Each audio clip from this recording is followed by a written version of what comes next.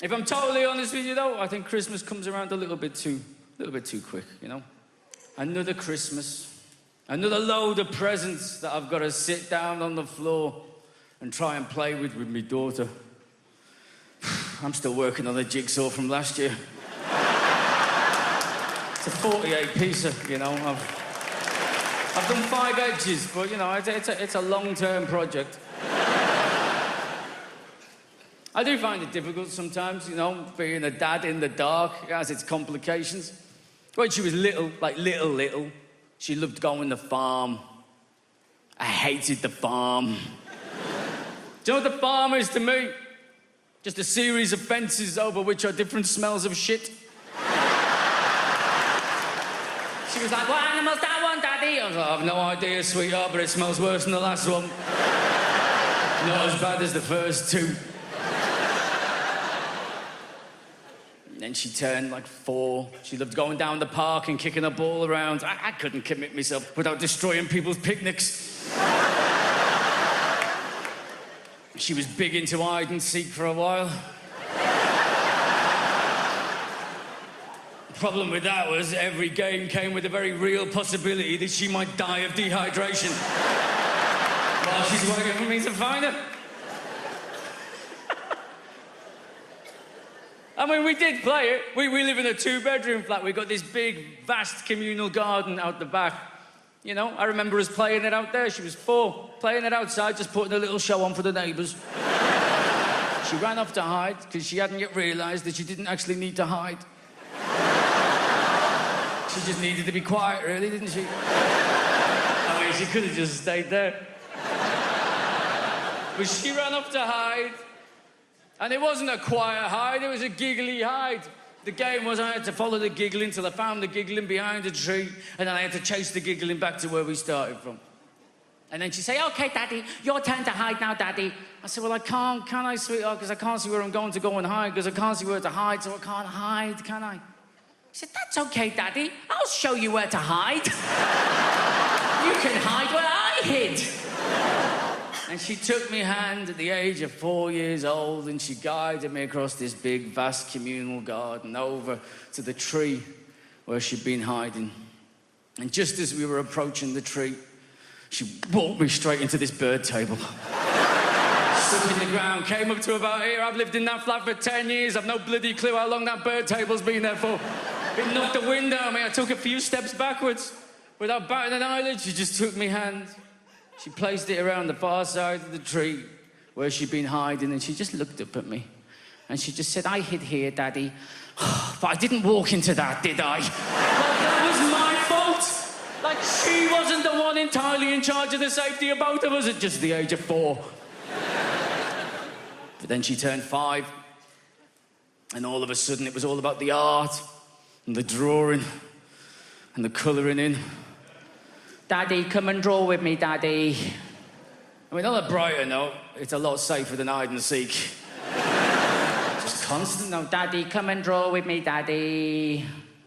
I think the bottom line is what she's realised is that my shit makes her shit look better.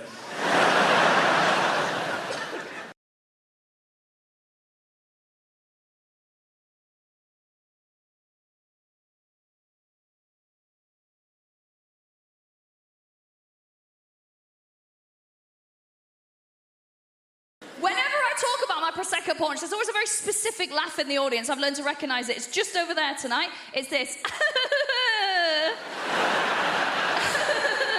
I know what it is now. That is the laugh of a thin yoga woman. And I know what the laugh means. The laugh is like, that's funny, but I'd kill myself if I looked like you. But I promise you, there's advantages to having a Prosecco punch. Make some noise if you got one. 2 female will laugh for the bodies in the room. Don't be shy, lads. I can see you. It's quite well lit. Let's try that again. We're all being honest about ourselves. Give us a cheer if you got a Prosecco punch. Boys. The thing is, if you have a Prosecco punch, there are advantages to it, right? 2 main ones I can think of. Number 1, I don't want to be crude, but I can take some hammer. Yeah, it's true. I can give you a list of names that can attest to that as well. surnames. Now, the other thing is my Prosecco porch always gives me the greatest slice of joy, right? You know those 3 incredibly hot days we get that we pass off as the summer, right? I absolutely love those because that's when I get all my tanning done. I'm taking it very seriously. I go and get a chair from the kitchen. I go and put it slap bang in the middle of my garden, right? Because all the sun hits there. I've not got outdoor furniture. I'm not a Tory. So I pop it there. And then I get as naked as is legally possible. So I've got full spaniel's ears out. Smallest knickers I can find. You might be worrying about me now, because this is obviously filmed in London. I live in the countryside. I've not really got neighbours. I've got one lad who can see into my garden. He's depressed. He's not looking out his window for 3 weeks. We're fine, right? I also get very precious when I'm doing my tanning, right? Very precious. So what I'll do is I roll my knickers down as small as I can get them, because I'm like, I don't want tan lines, actually. I don't want tan lines. I've got a bush like a badger, but I don't want tan lines. It's got TV. I don't want tan lines. I'm not allowed near cows. So I lie there, drinking it in, and as I lie there, think to myself, you know what? I am going to get up, and I am going to go to the freezer, and I am going to treat myself to a 3rd Magnum of the day. Because I'm a special princess, and I do deserve it. Thank you. For all the people who are allowed ice cream up there in that one section. Lactose intolerant in the stalls. Closer to the toilets, it makes sense. So I'll decide I'm going to treat myself to that Magnum. And then I'll wait another 40 minutes till I can actually be asked to get up and get it. And then when I get up and get it, this is where my Prosecco porch really steps up. Because as I stand up, I will hear the sound of my own gunt peeling off the top of my own leg. Yeah. Don't go, Don't pretend you're not turned on. It's embarrassing. It's an incredible noise. It's like this. That's my mating call. It is. I just see a row of bald heads along the fence like that. It's just divorced dads who are like, is that low self-esteem I can hear? Do you want to come to Pizza Hut and be a mum for 2 hours?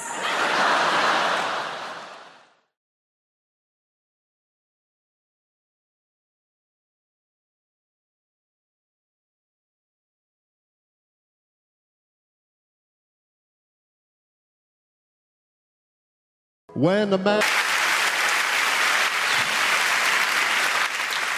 So this bloke said to me, he said, Tim, he said, did you know Marie Osmond is about to appear in the world's worst film? I said, Warner Brothers. He said, I already have. So I went to the record shop. I said, what have you got by the doors? He said, a bucket of sand and a fire blanket. I said, can you recommend some music for a kid's party? He said, Small Faces. I said, of course they have, the kids. My mum and dad are complete opposites. You couldn't hope to meet 2 such totally different blokes. My local police chief does a talk on heroin, so you can't understand any of it. He said, you want Gamblers Anonymous? I said, you're probably right, I'm so drunk, I know where I am. I saw this sign, it said hairdressing for men. I walked in, there was a rabbit trying on clothes, and all these blokes going, yeah, very nice.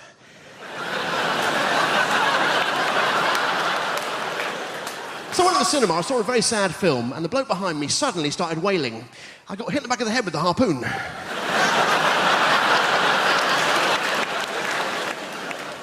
But you know, I love reading. At the moment, I'm reading My Life by Bill Clinton, which freaked me out because I didn't know he knew anything about my life. And this bloke said to me, he said, I've got bubonic plague. I said, don't give me that. Ladies and gentlemen, I'll leave you with this. Well, I didn't bring it with me. Today I had dinner with my boss and his wife, and it was a complete disaster. My boss's wife said to me, she said, Tim, how many potatoes would you like? I said, I just have one. She says, all right, you don't have to be polite. I said, all right then, I'll just have one, you stupid cow. Thank you very much, good night, God bless!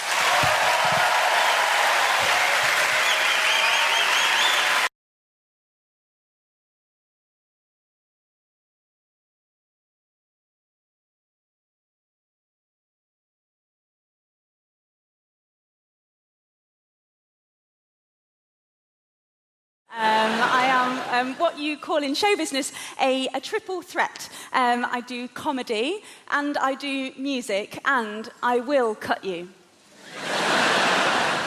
Just joking, I probably won't. So It's so fantastic to be here today. I will be doing a little bit of music, so if you're a fan of NWA or Snoop Doggy Dogg, then I apologise. I'll be about 3 minutes. So this first song, this is about travelling on a train. Could you give me a cheer, Apollo, if you've ever been on a train before? About half. Okay, great. Lovely. Well, the half of you who cheered, that means you are my target demographic. Congratulations. So I'm going to sing this song. This is about the worst thing any of us can ever encounter on a train journey. Just before I sing it, I have had some problems at previous gigs, actually, so I just want to make something crystal clear. If you listen carefully, I'm not even saying the word Hindu.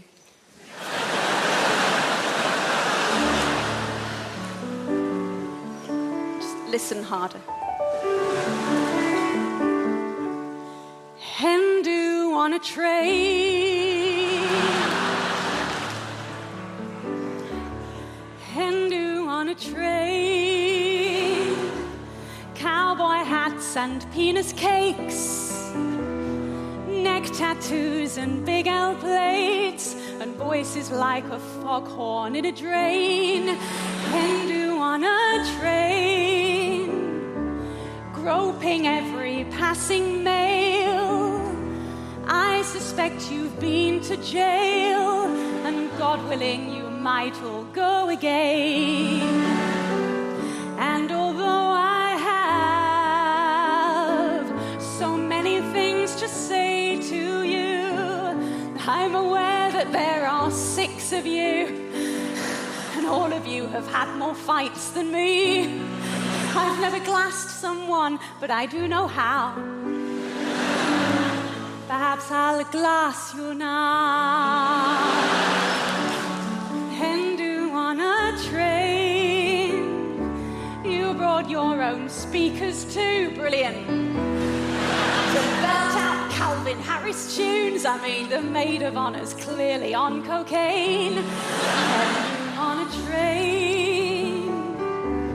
You see me staring and you threaten me.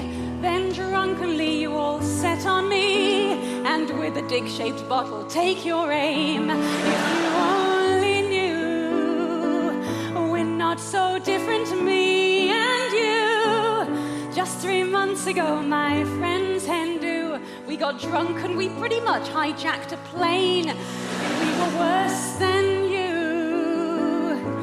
We went down on all the crew. Mostly reluctant gay men, some women too. We got thrown out of Spain. You see, we're all the same. But you're not listening, you're bashing out my brain. Hindu on a train. Thank you.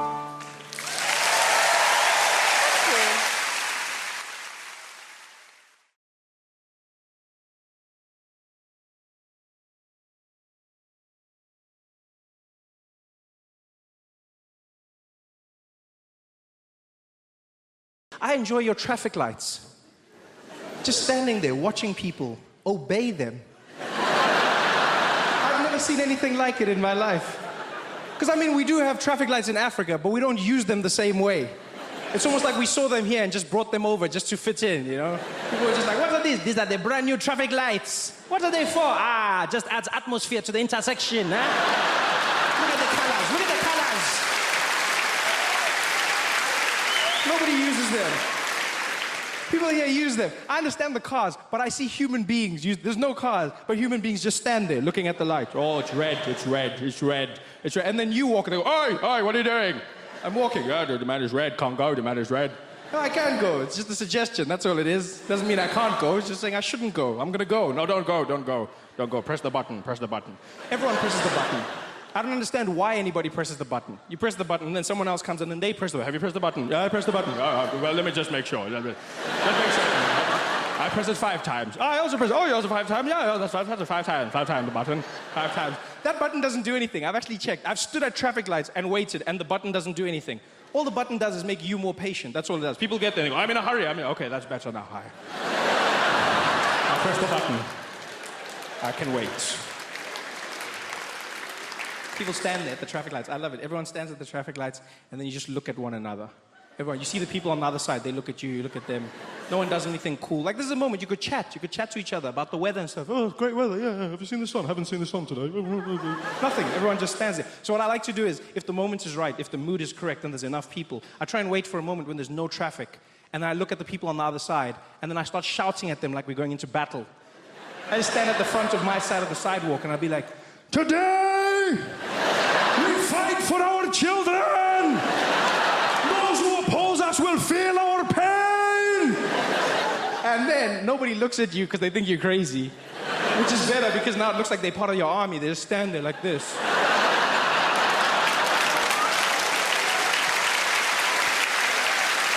And you just carry on.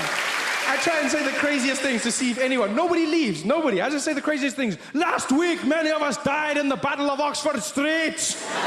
But today they will not be so brave. And no one says anything. No one's like, I don't know what's going on, mate, but I'm not part of this. All right, then, thank you. Traffic light beef's not my thing. Nobody says that. Nobody. Everyone just stands there with you like an army. Then the other people on the other side, if you do it well enough, they start to doubt themselves. You see them on the other side like, what's going on? You will die! And the light goes green, and then you charge. And everyone's in a hurry, so they come with you. No one stands back. No one's like, oh, no, let him go first. No, they just go, oh, let's go.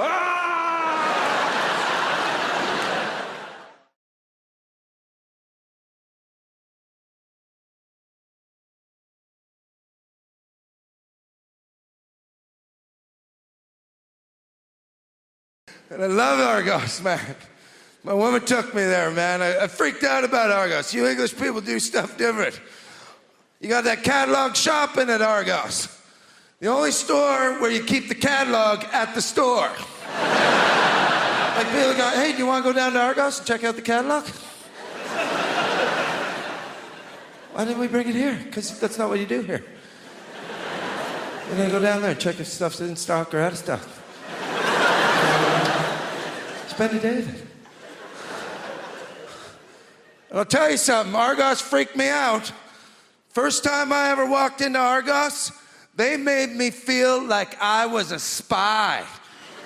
Because I walked up to that teller, and I handed her this little piece of paper. And she just looked at me and went, okay. Go to checkpoint B.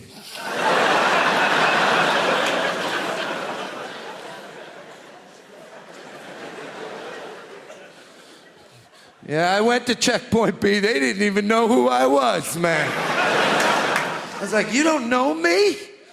I'm 376. I think you have a package for me.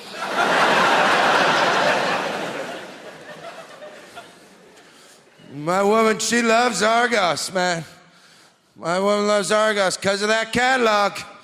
Women love catalogs. Catalog to a woman is like the Bible, except real. Yeah, stuff actually happens in the catalog. My woman doesn't even need to look at the index to know what page the stuff she wants is on. My woman walk into Argos, just kick those doors open, grab her little red gambler pen there. Feel lucky, Tom. She'll flip through that catalog like she was a Jedi Knight. She'll be like, that's what I want, Tom. And I'm always amazed. I'm like, wow, how'd you do that? She goes, I'll show you something else, Tom. That's what you want. And I'm standing there looking at it going, I don't even know what I want. And then I look at it and go, holy shit, that is what I want. A trampoline.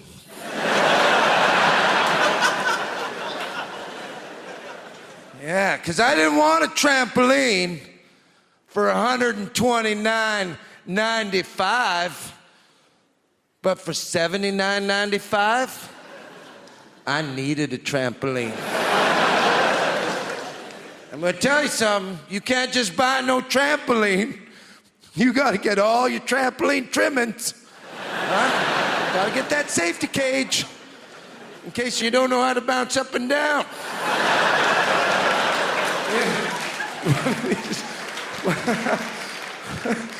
One of these sideway bouncers.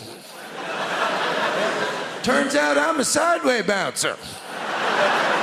I was bouncing from side to side. I smashed my head against that safety bar, and I'm bleeding in the safety cage. Thank God that safety bar was there to stop me from landing on that soft grass.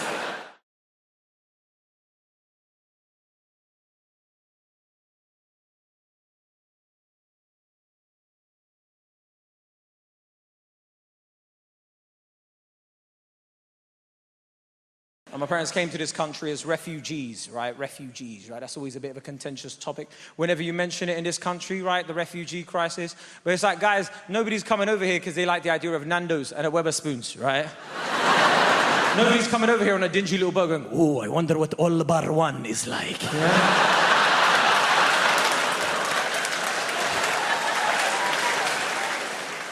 You know, the funniest part of that whole thing, right, is we call ourselves Great Britain, and then get surprised when people turn up to see how great it really is. So guys, there's an adjective in the name.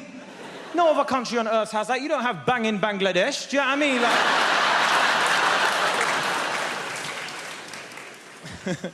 Now, my parents came over here, they came over here for a safer life back in 1990 as refugees. My dad was part of the resistance fighting against Saddam Hussein's regime, so they came over here for a safer life. They were fleeing war and persecution, came over here for a safer life and ended up moving to Brixton, South London, right?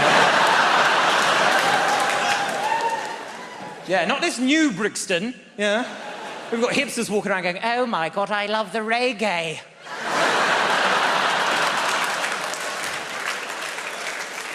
Look at your delightful colours, Ja Rastafari, indeed, yeah.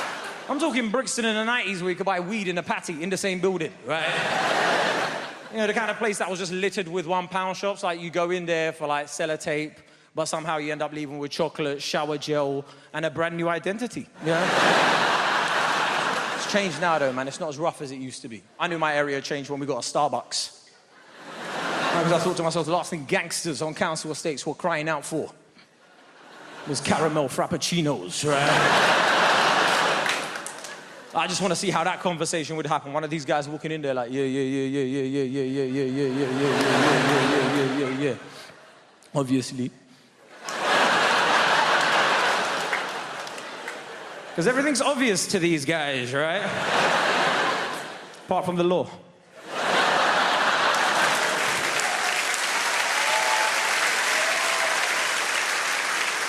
He's looking at the menu. You can imagine his confusion when he sees the word panini. Okay, there's a panani in here, okay. My kind of coffee shop, yeah. He can't even pronounce what he wants. He's there looking at the menu like, yeah. Can I get up? Flip it.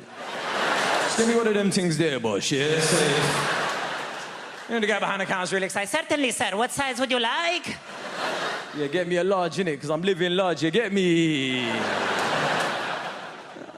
Make sure you spell my name correctly, though, yeah? It's killer with an A, not E-R. Now, I realized my area had properly changed, right, when I was in Lidl, right? No, because I love Lidl, I even love the way Lidl sounds, like Lidl, Lidl, because it sounds like what a German would reply if you asked him what the price was, you know what I mean? Like, it's only a little, do you know what I mean? Like, I was in there, right, and I saw these two hipsters, right, and one said to the other one, no, Hugo, don't get the sliced bread, we'll go and get some sourdough from elsewhere. I was like, who are these monsters, bro? Yeah? I think they're too good for sliced bread, right? Sliced bread is so good, we use it as a measurement to describe how good other things are in this country, Hugo. And is that not good enough for you? Get out of my country right now, Hugo.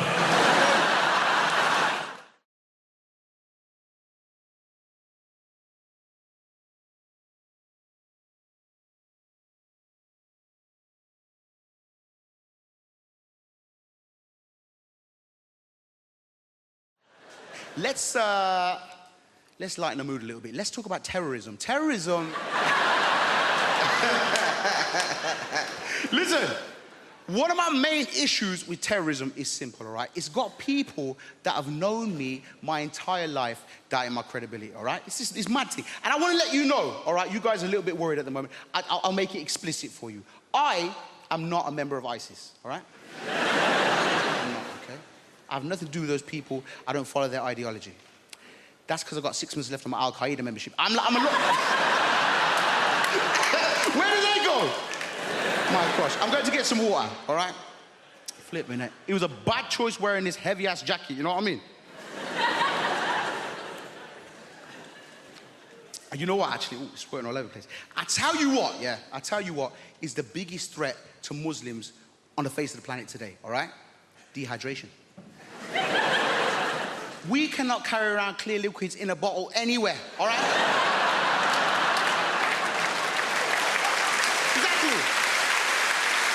Dying up here on this stage, dying in airplanes, stressing me out. But the thing about, listen, hey, can I pop this here? Bro, can you have that?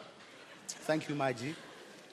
One of the worst things about terrorism is how it's got people doubting my credibility. People I've known my whole life, all right? I want to give you an example. I've got a neighbor, okay? She's called Maud. She's known me for 27 years. And because of the media narrative, the way that the media portrays Muslims, minorities, Black Lives Matter, the world is very divisive. Who in this room just wants to live and get along? Make some noise. Exactly, we all want to, all right? But the media has got people doubting me, all right? So I've had my neighbor 27 years. We've got it's a nice, simple thing. It's a neighborly thing to do, all right? A regular Friday wheelie bin ritual. We grab the wheelie bin, drag it down to the end of the driveway, have a quick natter, go back in. It's what neighbors do, innit? It's what neighbors do, all right? This particular Friday, Maud is like clockwork, but she was late. And I'm thinking, rah, is Maud okay? I hope she's all right. Usually she's like, the bin was stinking of shit, but I thought, you know what, I'm gonna stay here. I'm gonna be a good neighbor and have this conversation. Boom. 3 minutes later, boom! She kicks open the door, she's stressed, she's flustered. I said, Maud, is everything okay? She says, now, Gus, everything is far from all right. Have you seen the news? I'm like, listen, Maud, a lot of my cousins are on there. I don't watch that shit. You know that. Bring back a lot of bad memories for me, Maud. She says, Gus, it's the ISIS. I-Z-I. She's from Birmingham, that's how she spells it. It's the ISIS. They've been doing terrible bloody terrorisms again, them lot. I was like, yo, Maud, listen, that's bad. I don't agree with those people, and, you know, I hope they're brought to justice. She says, you say that, Guzzy, yeah? But you got to tell me something, babes. You're nothing like them, are you? I said, what? More. You know me, 27 years, baby. I'm nothing like them. Stop buying into the media narrative. Stop buying into the news. I'm me, Guz, your neighbour. She says, I know you say that. It's just that from very specific angles. This is a very Bin Laden look you've got going on there. I said, hey! I don't even look like that guy. Very racist. She says, Gus, I know, I'm just being silly. But you just do me one more favour though, babes, okay? It's just more for my rod, really, yeah? If you hear anything about it before the news does, just let me know.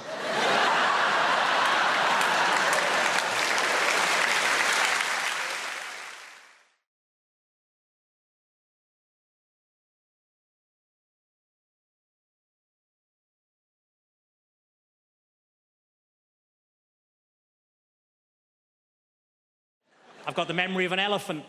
I remember one time I went to the zoo and saw an elephant.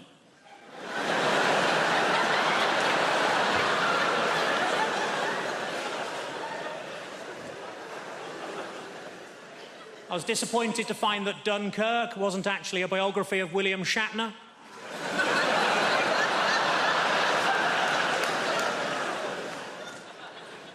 I accidentally kicked my dog early and it bit me on the bollocks. My mate said it's karma. I said, no, if anything, it's even more angry.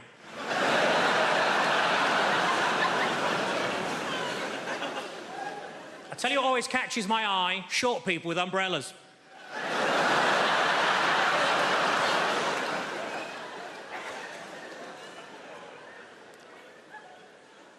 I put on a lot of weight, so I rang up Weight Watchers. I said, it's an emergency, can you send somebody round? And they said, yes, we can, we got loads of them.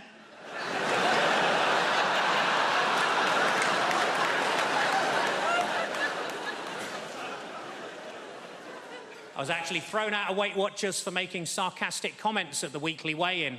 As you can imagine, I accepted the decision with huge grace, because they threw her out as well.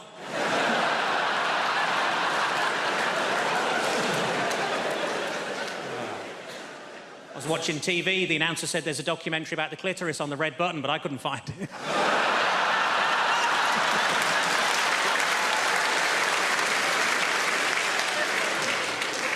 I was in a fancy lingerie shop. I said, are these knickers satin? He said, no, they're new.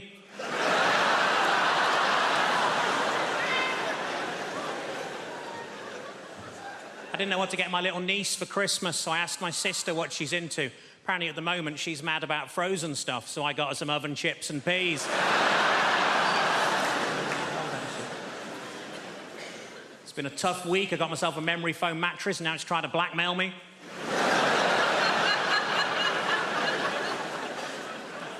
As a child, I was made to walk the plank. We couldn't afford a dog.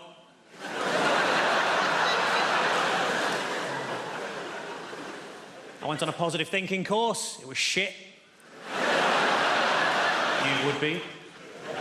And it was half empty. The area in a Nando's between the front and back door is called the peri-perineum.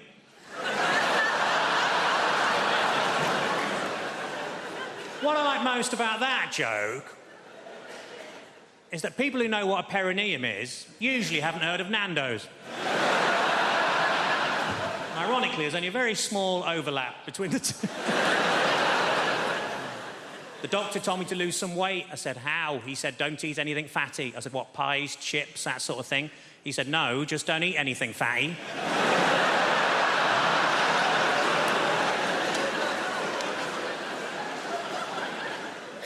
Old lady names are very much back in fashion at the minute, like Lily or Elsie or Rose, and we wanted something like that for our daughter, but we couldn't decide, so in the end we just called her Nan. So we shall grow into it.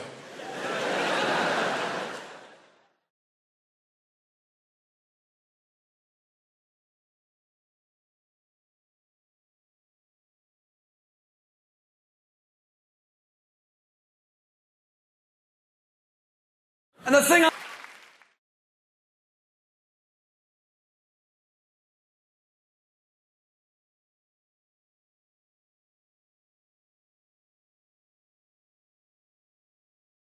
Liverpool has a strange relationship with Manchester as well. Is anybody in from Liverpool? All right, thought we might have priced you out. Not to worry. I love Liverpool. It's a beautiful city. And I remember when I first went over there, I support Manchester City, right? That's my football team. And I remember going over there in my Manchester City shirt, and I stopped this bloke at the train station. I said, listen, mate, I'm a bit lost. I'm trying to find the docks. Can you help us out? And he turned around and he went... which is a word in Liverpool, right? Honestly, right? It means you're not welcome, right? You pick it up quick enough, right? Eventually he got to some sound, he went, hey! Because they're naturally witty, they're born with that, right? He said, what are you doing over there in Liverpool?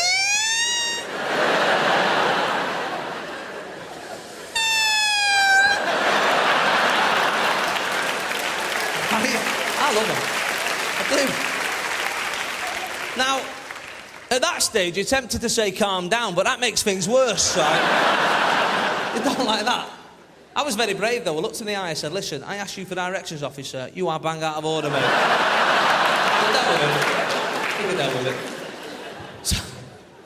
But football, you know, has that problem, doesn't it? There's a lot of cities hate each other just because of the football. You know, I support City, and obviously Manchester United is our nearest club. And we got any United fans in? Of course we have. We're in Hammersmith. There's always a United fan. Every gig I do, there's a United fan. They're like rats. You're only ever 3 metres away from one of the bastards. Everywhere you go. Everywhere you go is a red.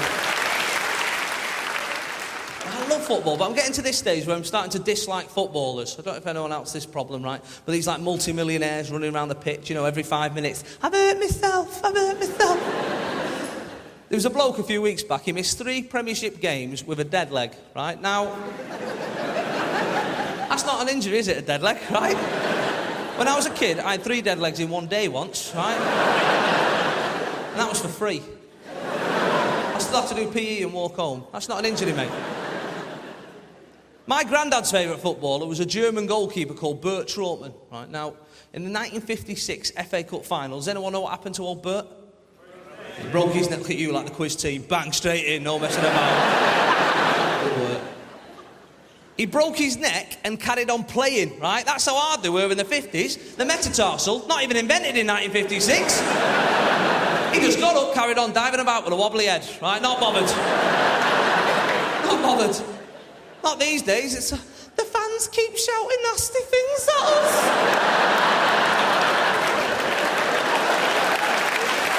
Hands me up. It's right, innit?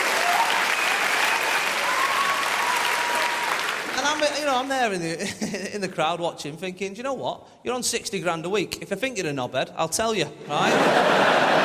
And that's the way it should work, because if I was on that sort of money, I'd take it as well. Do you know what I mean? I'd stay an extra half hour at the end of the game just to take it. You're a knobhead? Yeah, I don't know. See you next week, lads. God bless. Your mum's a knobhead? Yeah, but you should see her house. See you later. Who's the winner?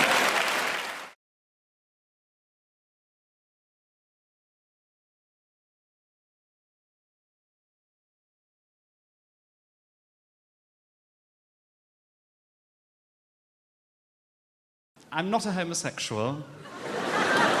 Thank you for laughing at that. Any gays in? There's a few. Kill them! No.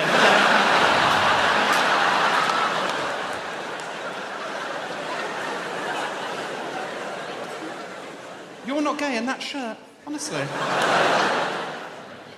No, I'm bisexual, which means you're all at risk. Start with you and work round, that's what we're going to do. No, as you can tell, I'm an absolute lad.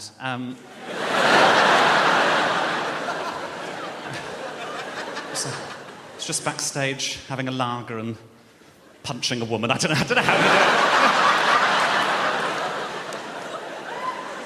Yeah, that's the thing to cheer, yeah. That's what I came for, punching women gags. No, I'm not very laddie at all. I did something very unladdie recently in Birmingham. I'm from Birmingham. You'd never tell, would you? I never had the accent. I was born better, but I'm joking. I love it. I do love the accent when I hear it. I was in Starbucks in Birmingham recently because I'm earning, and these two women were having a conversation with the thickest sort of black country accents, and the one said to the other, she said, "You're still going to take the kids to the Middle East?" And the other one said, "Yeah, I'm going to take the babai to Abu Dhabi." Right. I had to leave Starbucks. I was in so much pain laughing. No, I did. This is really unladdie. I was in the Touchwood Shopping Centre, which I think is the gayest name for a shopping centre, isn't it? You had a lovely time there.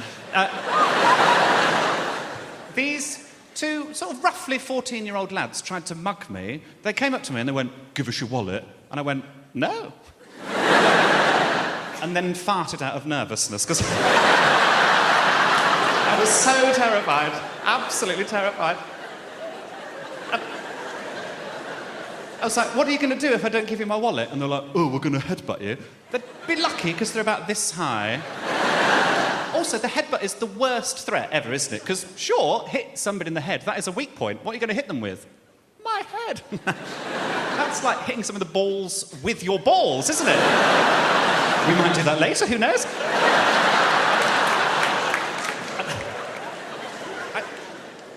I don't know where I got the confidence from, but I just went, "I've got a knife." And I sort of did, because I'd just been to Lakeland, so I did. But it wasn't a knife, it was a pizza wheel, so... I didn't stab them, I cut them into 8 neat slices. It was fine. I mentioned farting there. I'm good at farting. That's a masculine thing, isn't it? Are you good at farting, sir? No. What's the longest one you've ever done? I haven't timed it. Mine's 14 seconds. Which I think might be a medical emergency, I'm not sure. Somebody asked me, how did I know it was 14 seconds? Genuinely, it was because I was watching Countdown at the time.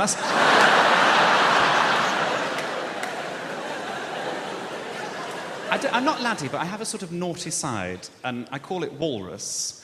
And that's because my spirit animal is a walrus. Don't worry, I don't believe in any of this nonsense before I move on. I don't believe in, like, ghosts or any of that. I hate when people say they believe in ghosts, because they always say things like, I saw a ghost at the end of my bed. It's always in a conveniently creepy place, isn't it? No one ever goes, I saw a ghost in Morrison's. It just doesn't happen.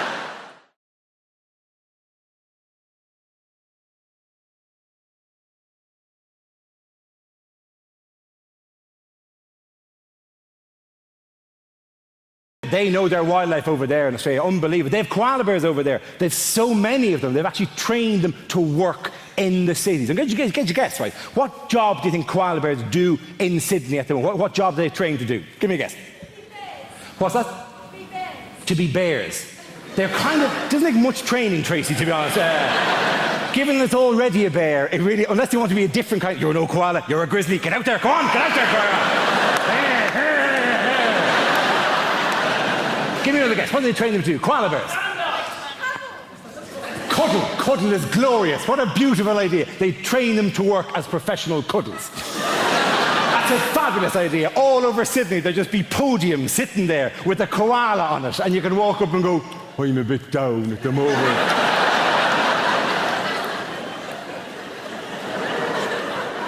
And the koala will go, come here, come here.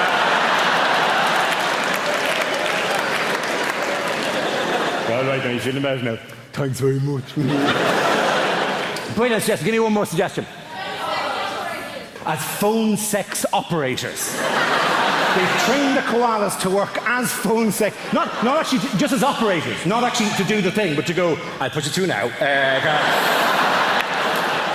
Well, you sound like you need a bit of loving, do you? Well, there's a very strict woman on line 4. I'll give you that to her, right? Because koalas are very good at that kind of notion like that. Or is it actually to talk to the customers? Oh, do you want to see what I'm wearing? I'm all furry and exciting, right? I'm the furriest little koala you've ever seen. I'm slipping out of the fur at the moment. Look at that. Do you like that? That's kind of sick. That's weird.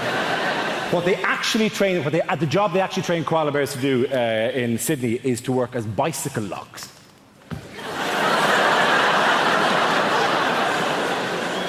You take the koala, you put him in the frame of the bicycle, his little hands reach around through the spokes of the wheel, and then he just holds on to the bicycle like that.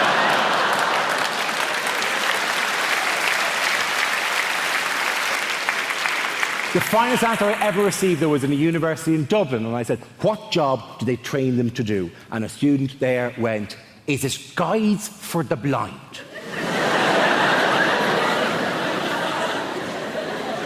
And I said, well, surely they'd use dogs for that. And she said, not for walking, for climbing.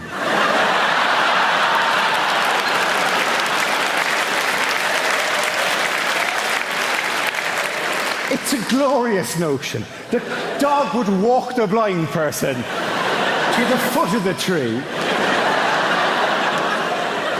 at which point control would be handed over to the koala bear, who would then walk the blind person up past difficult clumps of branches and whatnot, till they got to the top, where presumably it would then describe the view to the blind person.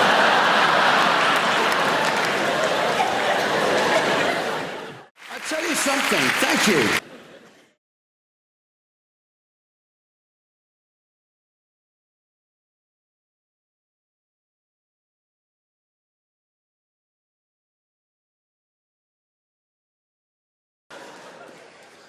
I like the mix of different people that we get in the UK.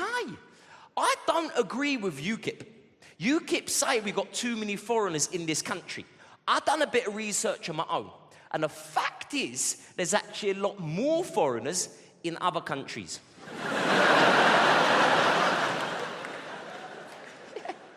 I agree with UKIP on the euro. I don't think we should get the euro. I think that would be bad for business. I mean, Poundland's buggered. I think we got it pretty good in the UK, is what I think. But people still love to complain, innit? Are you all right? Nah, what's wrong? My phone battery died. Are you all right? Nah, I'm well stressed about what I'm going to wear. Are you all right? Nah, I've got like irritable bowels. What? Do you think people complain about them sorts of things in countries where they don't have everything that we does? I mean, can you imagine the children in need appeal? And you've got scenes all across Africa. You've got the cheesy charity music in the background. You've got Dean Gaffney looking emotional down the camera. You've got an African child next to him. And Basie is just 12 years of age. And Basie is just another victim here in Africa. And Basie needs your help. And Basie is gluten intolerant. And if he attempts to eat rice or bread or certain types of muesli, he gets a slightly bloated feeling in his tummy. Please give generously. £2 will allow Basie to buy some gluten-free hummus. £5 will allow him to have the time he needs to regularly tweet about his condition. And £20 will mean Basie can make the life-changing visit he needs to Holland and Barrett.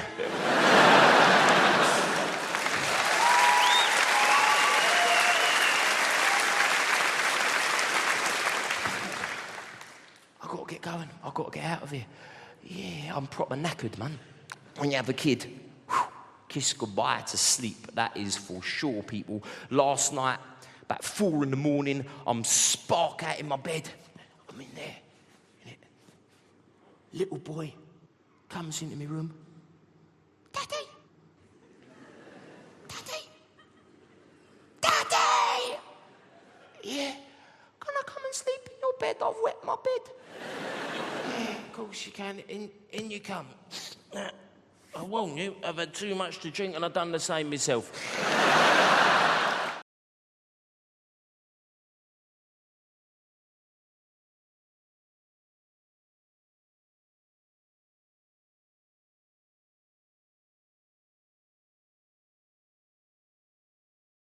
So the winter's drawing in. It's over. The summer was over. We never even had a summer. It was so depressing. Nothing happened, except there was a lot of rain, a great deal of rain. More rain ever since records began. Yes. Not that we have any idea what that means. There was this strange period in history with no records at all. People would leave their homes and go, it feels slightly different to yesterday. Is anybody writing this down? And then after a period of time, somebody said, enough's enough, I will write this down. I would like to announce that records have begun. That first day must have been quite a record-breaking day, don't you think? It's the hottest, wettest, windiest day since records began! This morning, I've only just started. They said about the wind as well on the weather. Who cares about the wind? Could it be a stiff northeasterly breeze? I'm not sailing to work. I don't give a shit. People see that and go, I'll leave slightly later with a tailwind. I'll be there in half the time. Woo! Then the clocks are going to change. Nobody knows when the clocks are going to change. They change on a Saturday night. Nobody knows it's going to happen. Everybody the same every Saturday night, every year. They don't know which way or what's going on. You only find out about it late on Saturday night. You overhear somebody, excuse me, what was that? The clocks, they changed. When? Tonight? Oh! Darling, the clocks, they... Which way? They go back! Is that the good one?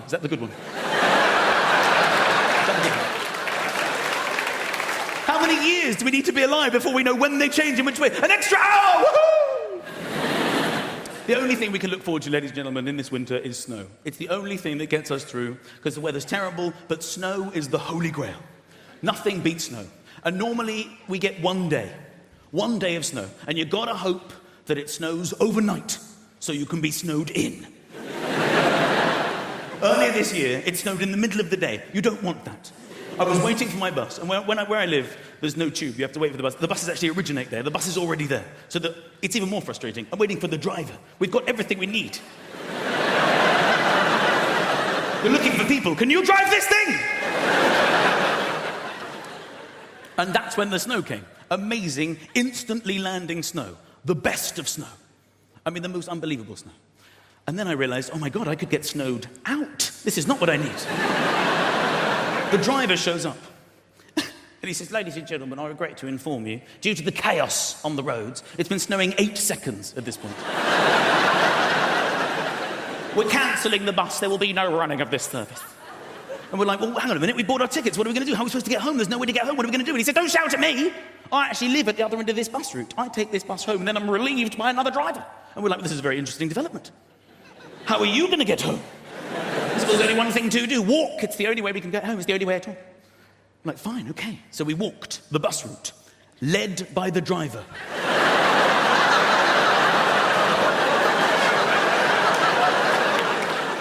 We came to the first stop. We had to tell the people waiting, there's no bus. And they joined our imaginary bus.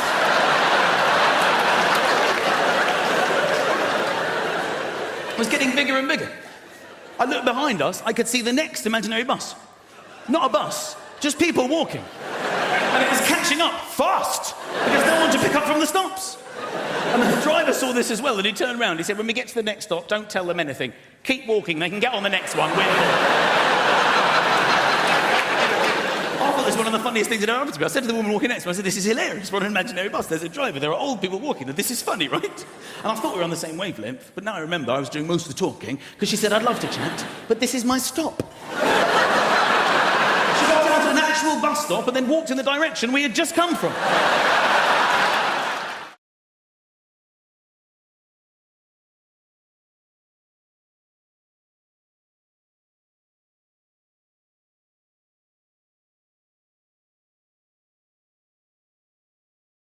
People ask me, they say, Chris, what is it like trying to raise a child when you can't see the child? It's ups and downs, you know, ups and downs. You just got to go with the flow. Can't prepare yourself, you know. She's 3.5 now. When she was 2.5, if you haven't got kids, by the way, as soon as they get to 2, they're adorable. They just start asking questions. They want to know what everything is. You are their source of information. They want to absorb the world. My daughter, she's 2.5. She's in the bath. I'm knelt there. I'm bathing her. She's like, what's this, Daddy? What's this, Daddy? I don't bloody know, do I? Give it here. Just... You might be 2.5, but you know way more than Daddy at this point, sweetheart. What's this, Daddy? Ice cream? I was like, ice cream? Big handful of shit, wasn't it? Massive. Not like a little pebble, not like a little sweetness. Where did that cut? An impressive quantity for an adult male. I wasn't entirely sure the dog hadn't jumped in and done it when my back was turned and she just scooped it out. She just slapped it in there in one go.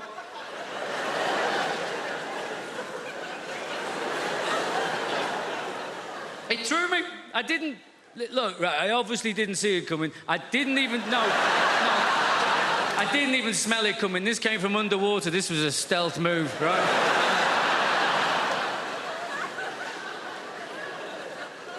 And I'm not entirely sure exactly what happened. You know, I've narrowed it down to 2 options, I think. I've given it some thought. I mean, she was 2.5. Let's give her the benefit of the doubt. She deserves the benefit of the doubt, doesn't she? Option 1, benefit of the doubt. This is what happened. She sat in the bath in the warm water. Yeah? She farts. She shits herself. She doesn't know she's done that. A few minutes later, that goes floating past her in the bath, doesn't it? She sees it there. She thinks to herself, I wonder what the bloody hell that is. That looks a little bit like ice cream. I know, she thinks. I'll ask Daddy about that. He knows about these things. He's a very, very clever man, yeah? That's option 1, isn't it? Benefit of the doubt. Option 2. She's a bloody comedy genius. She's sat there in the bath. She's got Mr. Penguin up here on the wall. She's got, hey, Mr. Penguin, Mr. Penguin. Get on this now. This is going to be brilliant. This is going to be amazing. Watch his face now. Watch his face. Watch. Keep looking. Keep looking. What am I going to do? Not only am I going to do a shit and put it in his hand, I bet you I can make him sniff it.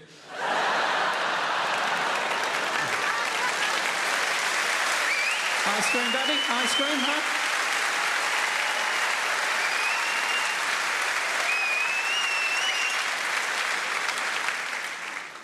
We were very lucky with my daughter. So they say you got to watch your language around your kids, don't they? That's what they say. We were very lucky. My daughter's first words, apart from hand on heart, apart from mama, dada, baba, all that nonsense, her first words were go away. That's what she said. That's all she said for 3 months. Go away. Go away. She thought it was just one word. Go away. Go away. Why? Because that's what me and my wife said to the dog every time we were trying to feed my daughter. We get the food out, wouldn't we? The dog would get up, he'd go on the prowl, having a little look, wouldn't we? We'd be like, go away, go away, go away. She just picked it up. We'd push her in the pram out on the street. She'd be like, go away, go away, go away. Said to my wife, it's a good job we weren't telling that dog to fuck off, isn't it? Because we just wouldn't be able to take this kid out of the house.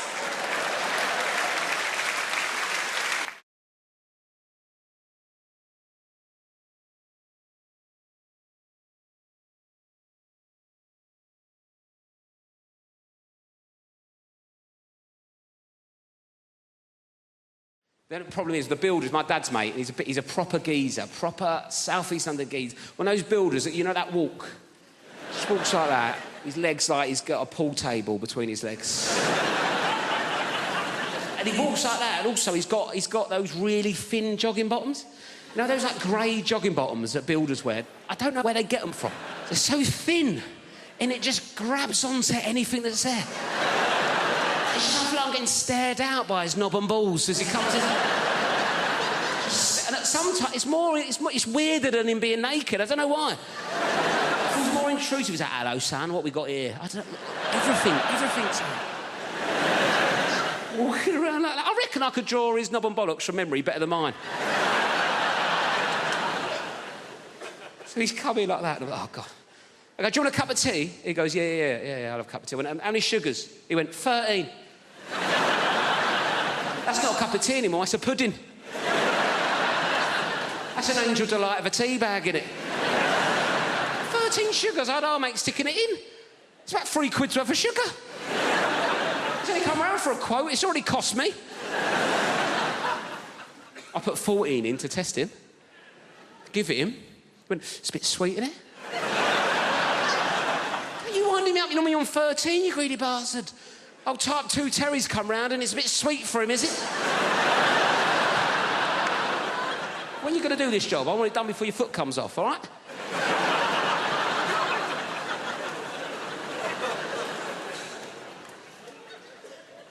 Anyway, I had a Kit Kat in the fridge, right? I thought, right, let's get him back on side of Kit Kat, right? He's into sugar. I like introducing people to new things, see if he wants a Kit Kat.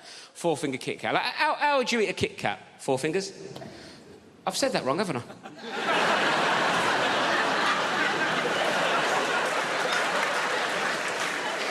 I thought you looked at me funny. Sorry, I said that like it was your name.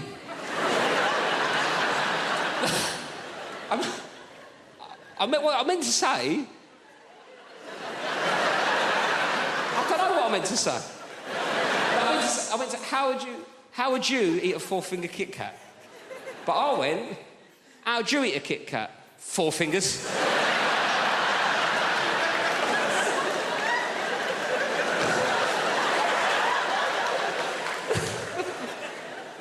Oh, hello, 4 fingers, how's it going? Who needs funds, eh? Me to smoke by the looks of things. Sorry about that. Not an ideal nickname for a young lady, is it, really?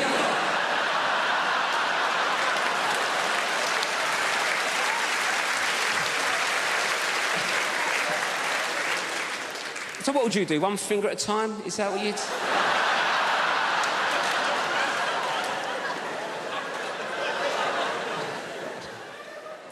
Should we start again? Sorry, what's your name? Anita. Nice to meet you, Anita. Sorry for calling you 4 fingers. Anyway, Anita, how do you eat a Kit Kat? That's what I was going for. 1 at a time. 1 at a time, right. 1 at a time's a normal approach to a 4th. Right there. Yes. Anyway, 1 at a time's a normal approach to a 4-finger Kit Kat, isn't it, right? I gave this builder a 4-finger Kit Kat. He picked it up, put the whole thing in his mouth at once. Bit into it like he was eating a bun. Dirty ogre sugar bitch. What kind of animal is one popping a 4-finger Kit Kat? This is true, this. Does anyone know... I failed my test. Can anyone tell me what happens, right? If you're on your driving test and an animal ran out in front of the car, what are you supposed to do? Supposed to run it over. That's the right answer. They say anything else is a danger to other road users. I'm on my test. Everything's going great.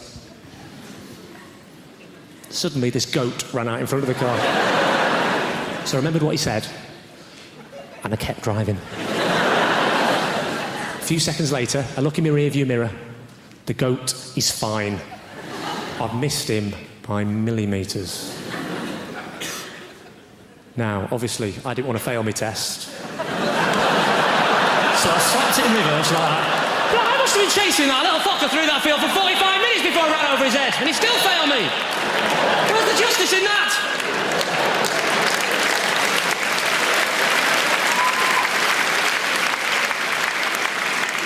You actually look a bit like my driving instructor, madam. With those fantastic specs and that hair. You've gone for the old Eric Morecambe meets Demi Moore look, haven't you? That's fantastic. Actually, lend me those glasses for a second. Just, you do. What's your name, madam? Lyndall. Where are you from? Mordor? Lyndall. My name is Lyndall. Are you searching for a ring? That's Australian. Oh, fantastic. I'm not going to take the mickey out of the Australians. You're the same as us, aren't you? Different pronunciations, you know. You say yogurt, we say yoghurt. You have prawns on the barbie, we have yoghurt. You use KY jelly. It's yoghurt, I'm not explaining them all. You say BYO, we say good guess. The question was, how do you spell boy?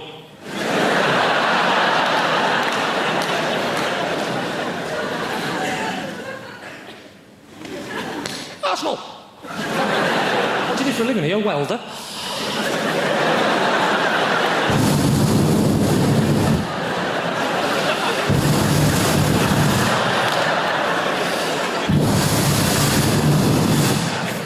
It's true, actually, my driving instructor wore glasses. This is the other reason she failed me as well. We're driving down the road. She said, what I'm going to do is I'm going to slap my hand on the dashboard. I want you to make an emergency stop as though a small child has stepped out in front of the car. Before he could put his belt on, or she, doesn't matter because I'm making it up, right? Before the person could put their belt on, right, I hit my brakes like that, and he hit his head full on the window like...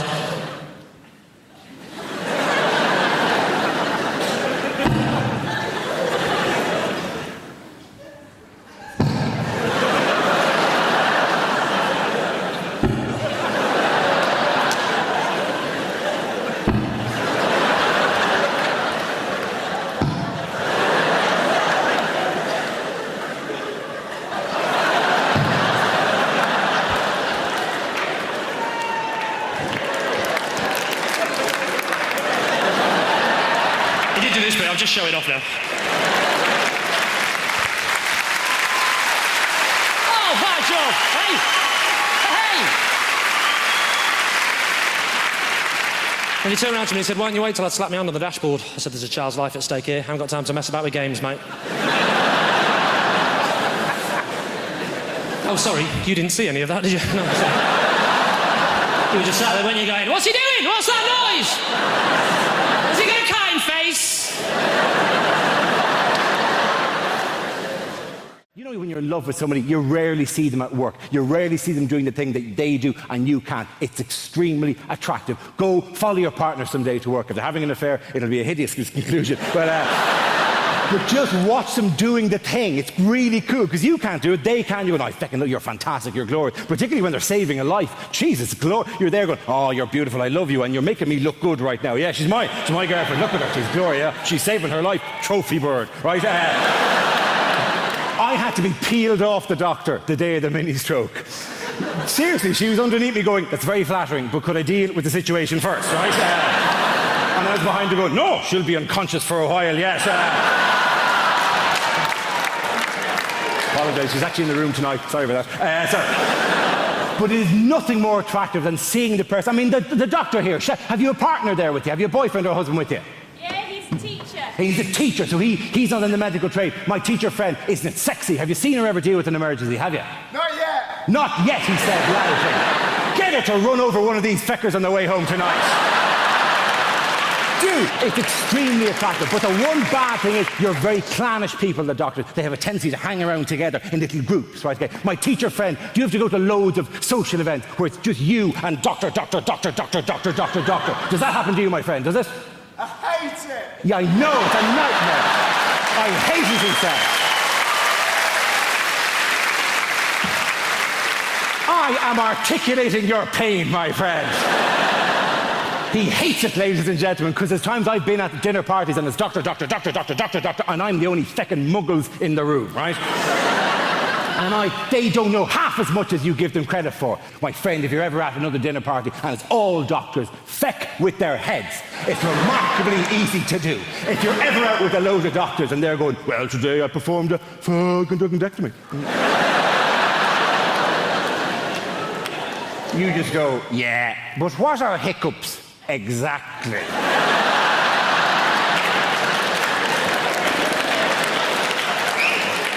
There's many competing theories at the moment. And then you go, why, if you stay in bed longer, do you feel more tired? It's not my speciality, that particular field. Does time heal all wounds? Who the fuck invited you to this dinner party anyway? What are the Oil of Olay 7 signs of aging?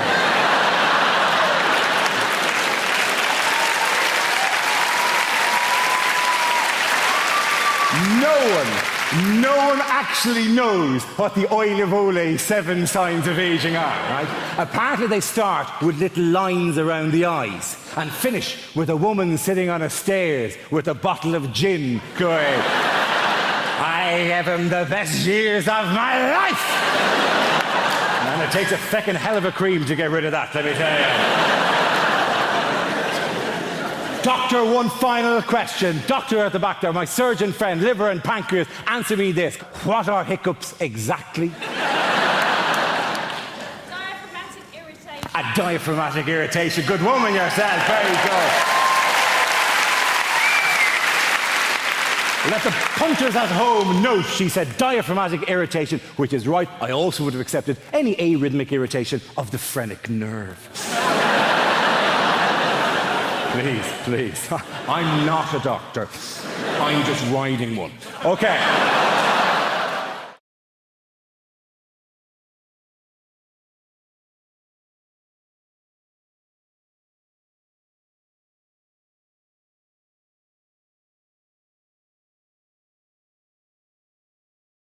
And this is what I'm talking about, the assumption that if you're in a place like that, you obviously are the help.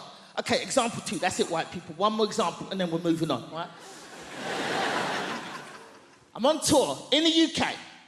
I'm going up to Leeds. All my team was already up in Leeds setting up the theatre. I'm travelling with my tour manager and best friend, Lila, also a black woman. So I go, you know what? That's Lila. I go, you know what, Lila? Let's not drive. It's a long drive. Let's get a train and go up in comfort. So we rush down to the train station. I buy us 2 first-class tickets. There's a train leaving, so we jump on the train takes off. And we're walking through the train towards the first-class carriage. We walk into the first-class carriage. This white woman is sitting at a table. She looks up, she sees us, and at the top of her voice, she shouts, this is first class! Now Lila goes, what the fuck did you say? And I hold Lila, no, Lila, no. I just grab her by a collar, no, Lila, no. No, Lila, no, Lila, no. Watch me humiliate this bitch just with my mouth. Come back.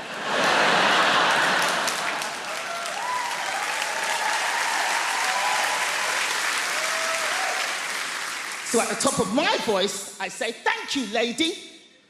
But what was it about us that made you assume that we didn't belong in the first-class carriage? She starts to fumble. Everybody on the train just kind of leans out from behind their seats.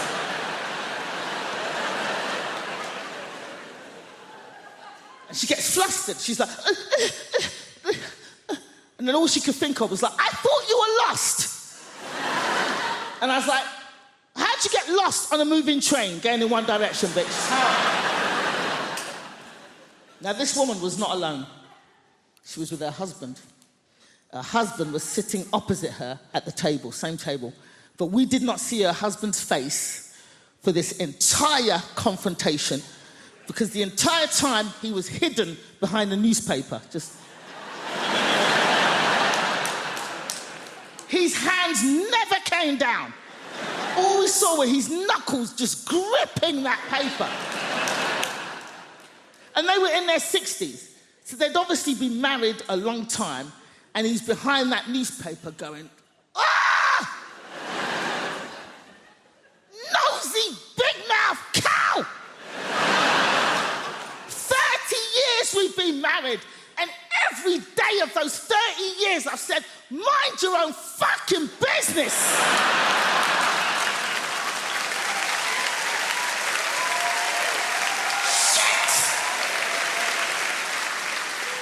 And now we're both gonna get beaten up by these two black boys.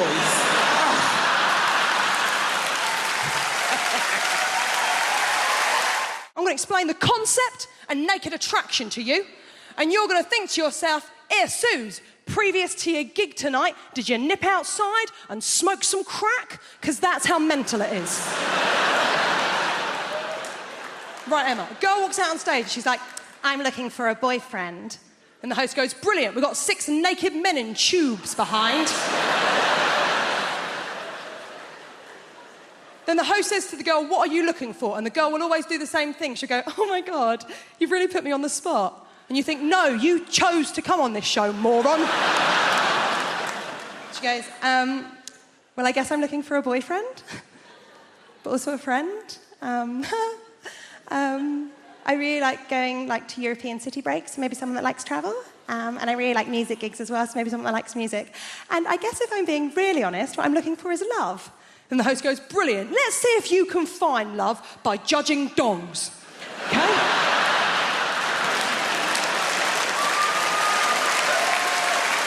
6 naked men in tubes! Okay? Now, Emma, there's a screen in front of all of them. Every round, the screen goes up a little bit more to show a little bit more of the naked body. Every round, one man gets eliminated until the end. She's got a couple of nudie fellas to choose from. Okay? Now, Emma, first round, screen just goes up to the knees. There's always one bloke. He's got really rough feet. Really rough. Like he was an extra in The Hobbit. And he just never took the feet off afterwards, right? Now, she clearly looked at them feet and thought, well, them trotters ain't coming home with me, right? And you think, well, that's the end for him. Not the end. They don't shoot him. You think it's the end of the show for him, but it's not. It's not the end of the show, because he then has the indignity of the screen going the whole way up, so you see his penis and his face. Then he has the most awkward moment in television where he steps out of his tube, walks over to her and gives her the most uncomfortable hug you have ever seen. Well, you can tell all he is thinking is, don't touch the lady with your dick. Whatever you do, don't touch the stranger with your dick. And then his sad little ass walks off stage. Now,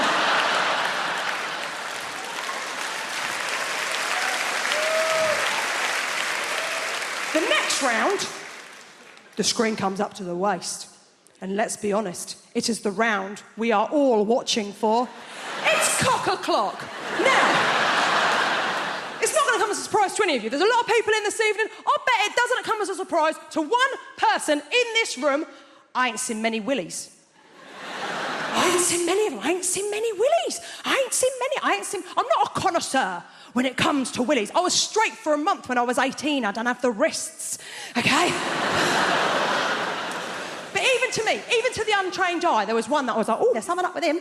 There was something just not quite right about it. They're not meant to have a corner, are they? Halfway through, it had like a proper corner. Now, she clearly looked at that one and went, ooh. She can't do that, can she? She's got to go work on Monday. She don't look like a bitch on TV. So instead, she has to do a little lie. Emma, see if you can see where she went wrong. She went, I'm going to have to get rid of number 4. Colonel Weird Dick. I'm going to have to get rid of number 4 because the way that he's standing, he doesn't really look like a very confident guy. And I'm only really attracted to really confident guys. And I thought, he has his penis out on television. How much more confident would you like this twat to be? Oh, I want to be in a relationship. I want to try edible pants. You can't edible solo, they don't let you. absolutely fascinated by them. Here's why. It must be someone's job to keep edible pants from being too delicious. Because they've got to be okay in context, but there's a team of scientists that's working day in, day out to make sure that none of us start craving them. Struggle being single. I'm a pick-me girl. Do you guys know what that is? A pick-me girl is a type of woman who's like me. I'm not like the other girls. Why? Because I like live music. Shackle me. I do like live music. Like sometimes I wonder if anyone's gone to see the band Placebo thinking it was The Cure. So I do think about that stuff.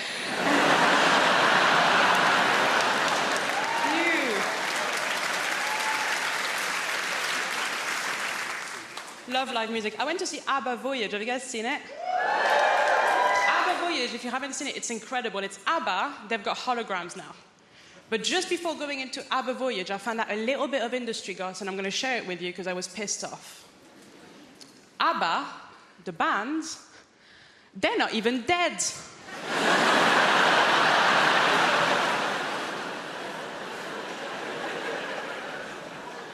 And they've got holograms, is it? You can't have holograms if you're alive. Hey, ABBA, go to work.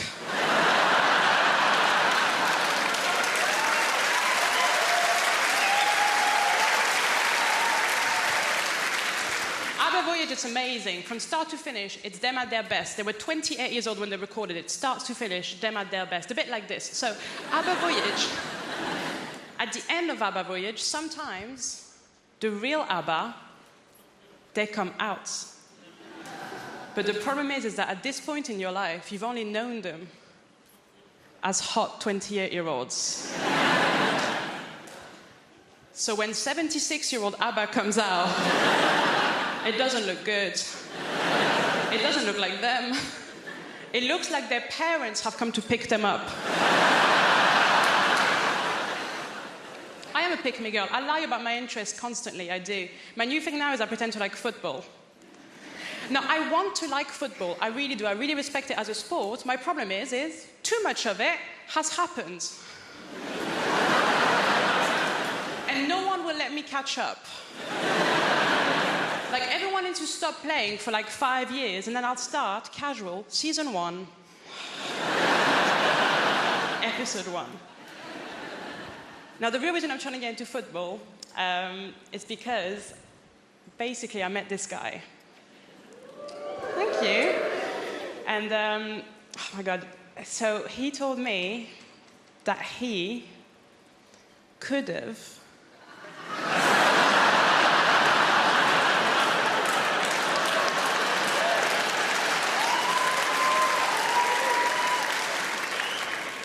Do you guys know him?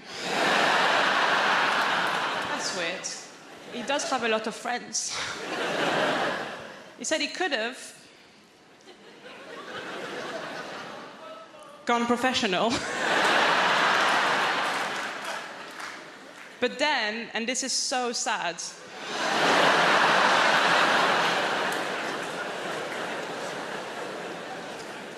just before the trials,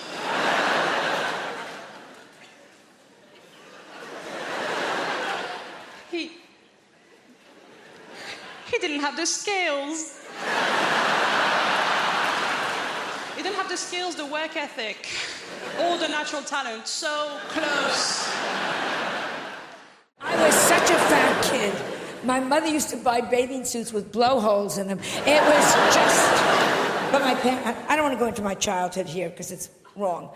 My parents hated me, okay? We're all going to hear the story, aren't we? My parents hated me too. My parents... All I ever heard growing up is, why can't you be like your cousin Sheila? Why can't you be like your cousin Sheila? Sheila had died at birth. They just...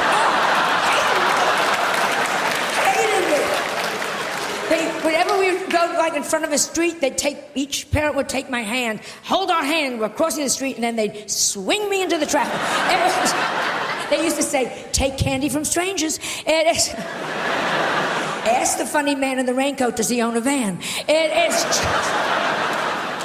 No, I had a very bad childhood, and that's because, and I'm sure none of you give a damn, but I was the only Jewish kid, this is the absolute truth, growing up in an all-Catholic neighborhood. You know what that's? The Irish people. Only Jewish kid in a Catholic neighborhood. You know what that's like? You were all doing Hail Marys, I was doing Hail Murrays. I mean, it was just no Christmas tree. No Christmas tree. Do you know what that's like when you're the only kid without a Christmas? Because everybody has Christmas trees. And nowadays, it's like, well, we do it for all faiths. That's such bullshit.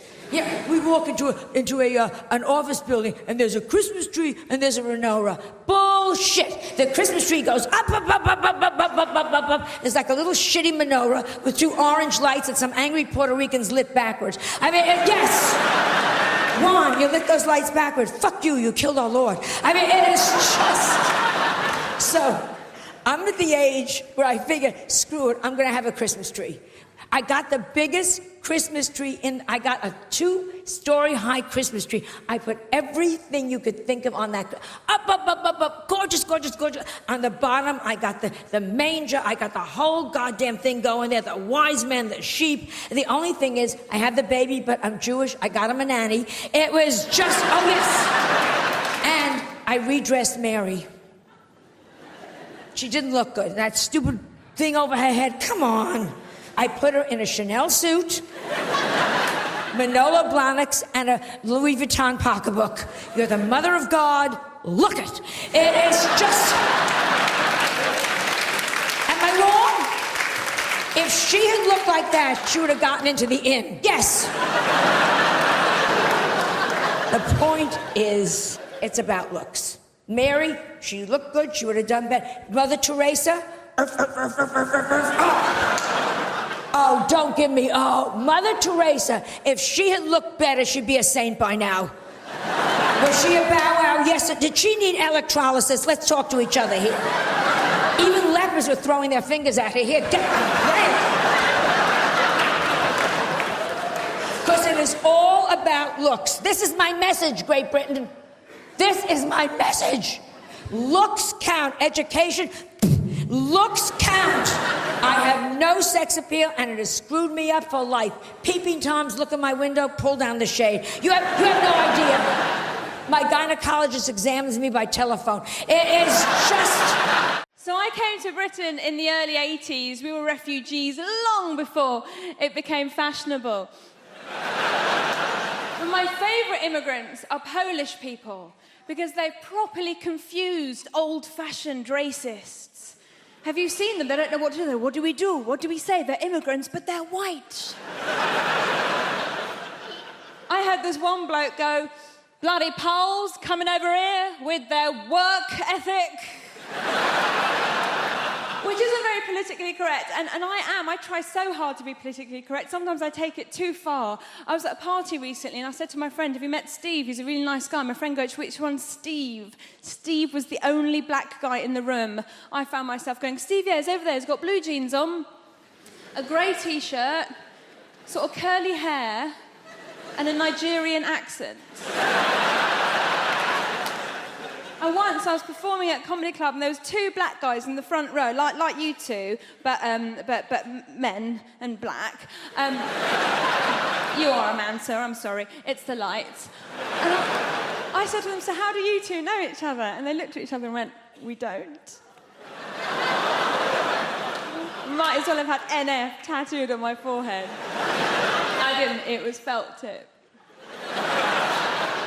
I like friendly, a little bit of friendly racism is nice. When I was a little girl, I used to always go to my friend Katie's house, and every time her dad opened the door, he'd go, hello, Shappy, been on holiday?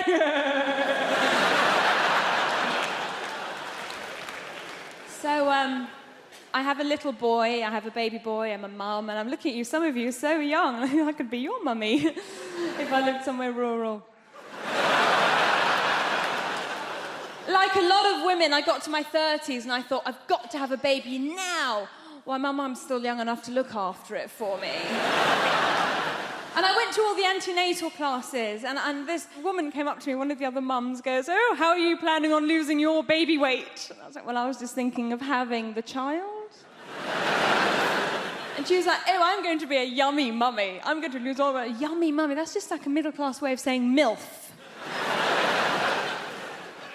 I was so happy when I found out that I was pregnant. And we had a scan and we knew that it was a boy. And people said to me, why did you find out the sex of your baby? Didn't you want a surprise? Well, it's going to be a boy or a girl, do you know what I mean? The only surprise would have been if it was a puppy. And there are no puppies in my family. There's one goat, it's not a blood relation. Thank goodness I have a child now. It was no fun being a broody Iranian woman. Every time I said to people, my body thought's ticking, they'd hit the ground.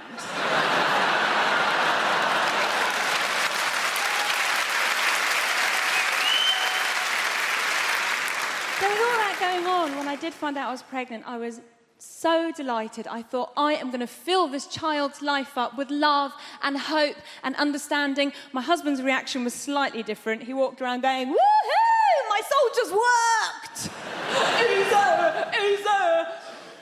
It's not his. Oh, the fuss he made when he found out I was cheating on him. Only child. Can't share. My husband's English, he's from Nottingham, and a lot of people ask me if my husband's Iranian. And I go, well, he's not, he's English, but he's planning to convert. His family are absolutely lovely, and when they first met me, they kept going, oh, Shappy's so exotic, she's so exotic, which means foreign, but not in a way that we hate.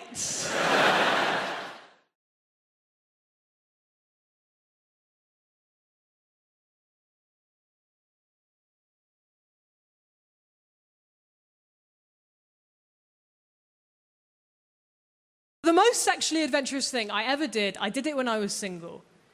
When I was single, I ordered the #1 vibrator on the Love Honey website. And the Love Honey website is a sex toy website, for those of you pretending not to know. I kind of ordered it out of spite, right? Because one of my exes called me a prude, which I think is such an extreme thing to call someone. I don't think I did anything to warrant that. The only thing I can think of maybe is once I said that I don't like morning sex. That's not a big deal. That doesn't mean that I'm not sex positive. I just don't think you should do something that disgusting in the morning. Not whilst the blackbird is singing his morning tune. But I went on the website. It was late at night. I just ordered the first one on the list because I thought that will be good. That will probably be quite nice. The thing that arrived is so terrifying. It plugs directly into the wall. It has one of those on the end of it. It uses mains electricity. It needs to be pat tested.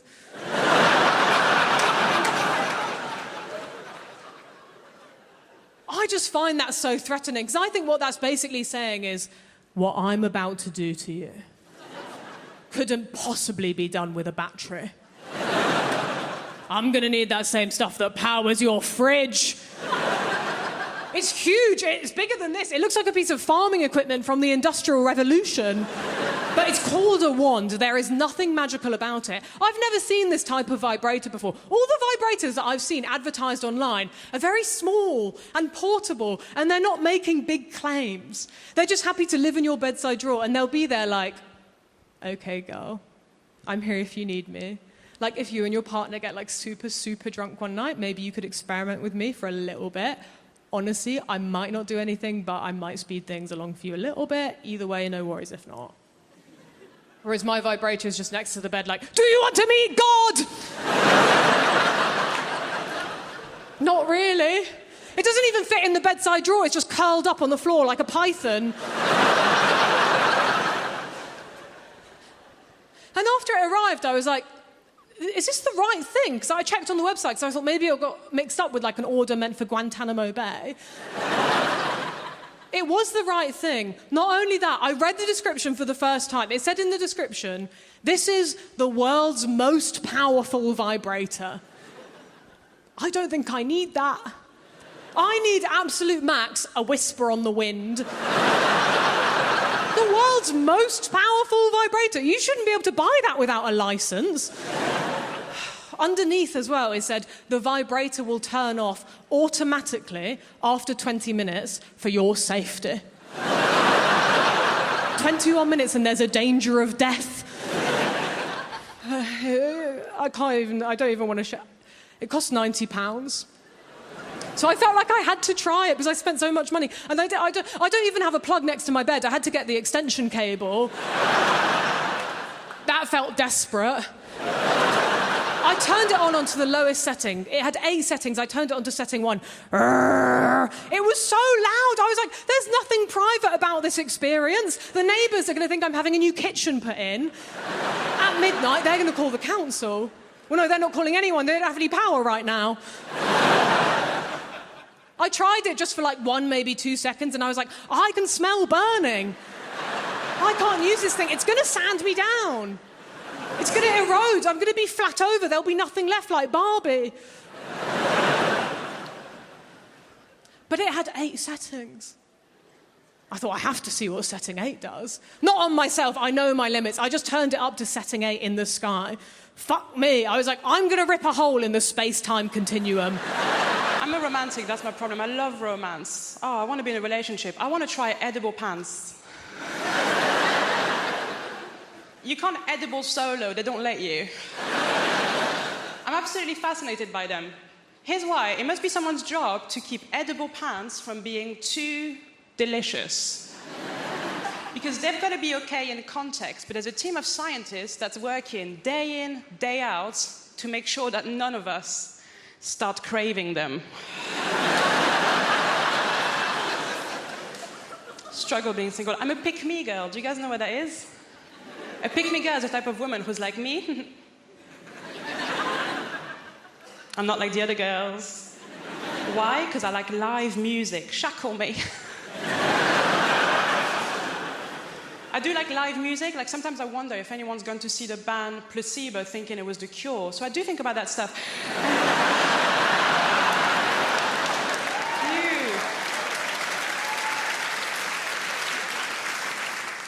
Love live music. I went to see ABBA Voyage. Have you guys seen it? ABBA Voyage, if you haven't seen it, it's incredible. It's ABBA. They've got holograms now. But just before going into ABBA Voyage, I found out a little bit of industry gossip, and I'm going to share it with you because I was pissed off. ABBA, the band, they're not even dead.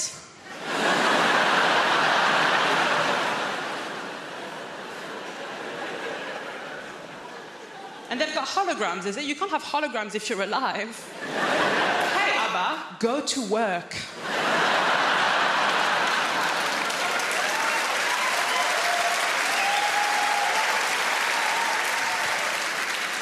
ABBA Voyage, it's amazing. From start to finish, it's them at their best. They were 28 years old when they recorded it. Start to finish, them at their best. A bit like this. So, ABBA Voyage, at the end of ABBA Voyage, sometimes the real ABBA, they come out. But the problem is that at this point in your life, you've only known them as hot 28-year-olds. So when 76-year-old ABBA comes out, it doesn't look good. It doesn't look like them. It looks like their parents have come to pick them up. I am a pick-me girl. I lie about my interests constantly, I do. My new thing now is I pretend to like football. Now, I want to like football. I really do. I really respect it as a sport. My problem is too much of it has happened. And no one will let me catch up. Like, everyone needs to stop playing for like 5 years, and then I'll start casual, season 1, episode 1. Now, the real reason I'm trying to get into football is because, basically, I met this guy. Thank you. And, oh my God. So he told me that he could have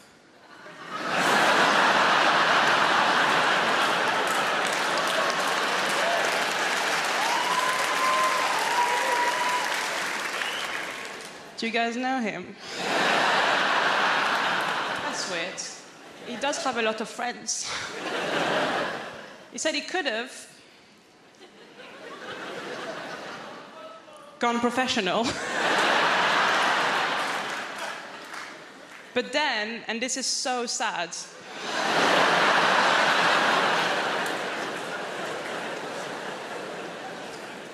just before the trials,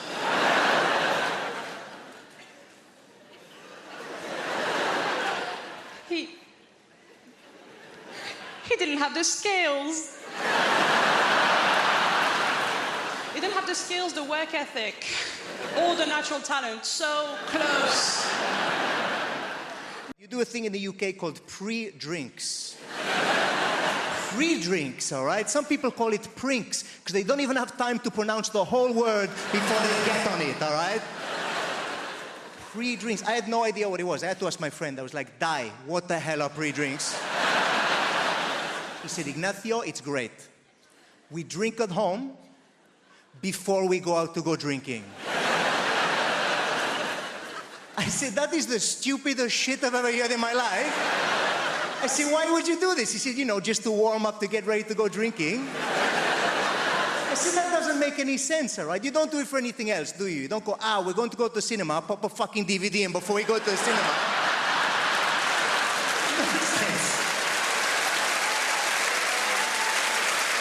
Just fire up the old Netflix and do shots of popcorn. Is it made before we go down to the cinema? Craziness. Everything revolves around booze, okay? People in this country start drinking around about 13, 14 years of age. Does that feel about right? 13, 14. Some of you, depending on where you're from, younger, some of you older, all right? I get that. But I came over, I visited as a teenager, and I found out the way it works, all right? I was trying to fit in, and they were like, right, what we're gonna do, we're gonna go down drinking in the park, all right? We're gonna go drinking in the park as teenagers, all right? I was like, right, they go, right, we're gonna steal booze from our parents, and we're gonna go down the park, all right? I was like, okay, no problem. So I showed up to the park, all right, feeling like Jason Bourne or something in my backpack, and I think, pull out the stuff, all right, what's in there? They were like, what the hell is Rioja?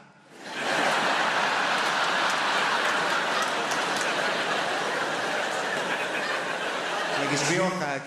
Does anyone have a corkscrew, actually? Because otherwise we're going to be here for a while.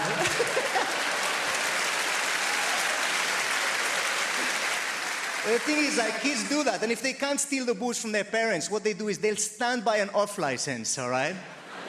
And they will wait for somebody to walk past who looks just dodgy enough, but not too dodgy, so they can offer them money and go, hey, can you go in the shop for me and pick me up some beer, some vodka, whatever, we can go down drink in the park, and that person will go get the cash, and then you go there, you get shit-faced as teenagers, it bonds you, okay? It brings you together.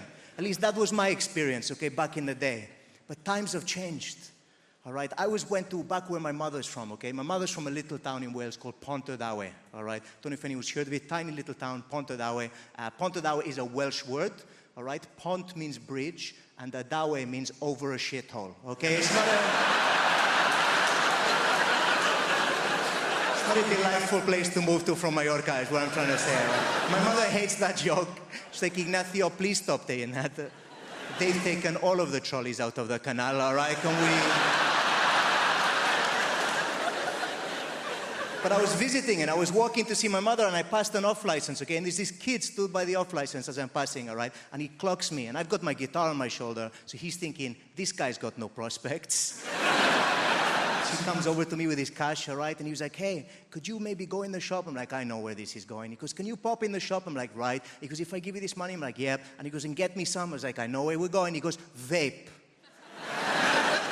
I was like, what? He goes, vape. I said, seriously, vape? He said, yeah. I said, what flavor? He said, cherry. I was like, of course, cherry vape. All right, rock and roll. I go in the shop. I'm laughing to myself. I can't believe these kids asked me for cherry vape. How times have changed, all right? I go up to the counter. The guy behind the counter must have thought I was insane, all right? I'm laughing the whole way through the shop. I grab the stuff, pay for it, put it in the bag. I walk out. I'm laughing on the way out. I give the kid the bag. I go, there you go, pal. 20 Marlboro Red and a bottle of vodka. Grow up, you little shit. What is this? Vape nonsense.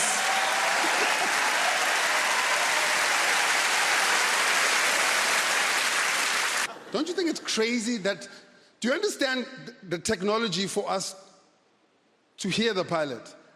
I am actually utilizing it right now. This is the technology for us to hear the pilot. I don't know why we cannot hear. There's no other context where it's acceptable for us not to hear a person. Why are you muffling? If you were looking for an au pair for your kids and a person came over to your house and said, hey man, what's your experience with kids? And then they looked at you and went,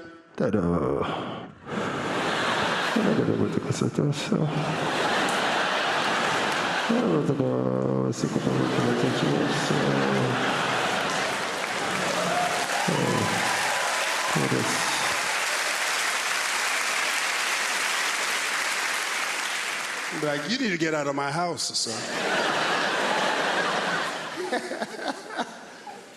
Weird things happen in airplanes. Weird things, like crazy things, bizarre things. Like, how bizarre would it be right now if someone walked in here and started selling us watches and perfume? Would that be the most bizarre thing? But it happens all the time in airplanes. No one's ever gone, huh, this is crazy. This is that English polite thing. Oh, I've already got one, yeah. I'm not looking at the moment, yeah. Not every airline should be selling watches, though. Like Ryanair, no business selling watches. You need to watch Ryanair, your flight's 7 hours late. And also, why am I buying a 400-pound watch on an 11-pound flight? This makes no sense. Yeah, being in London is cool. I like being in London. One of my favorite things to be in London, there's so much to do. I try to buy a ticket online to watch Wimbledon. Yeah, man. The Wimbledon final, I was like, I'm excited. Went online, it was £3,000. I was like, what? £3,000. Okay, I'm not saying I wouldn't pay £3,000, right? I'm not saying I won't pay £3,000 for a Champions League finals ticket. But I'm not paying £3,000 for a sport where someone is going to tell me, quiet, please. Are you out of your mind? For £3,000, there will be no quiet, please. For £3,000, I'm rubbing my nipples center court. Are you out of your mind? My brother, 3,000. Oh, it's a lot of money. 3,000. My brother, £3,000. For £3,000, I should be able to whisper some advice in Roger Federer's ear. 3,000. I should be able to walk into the court.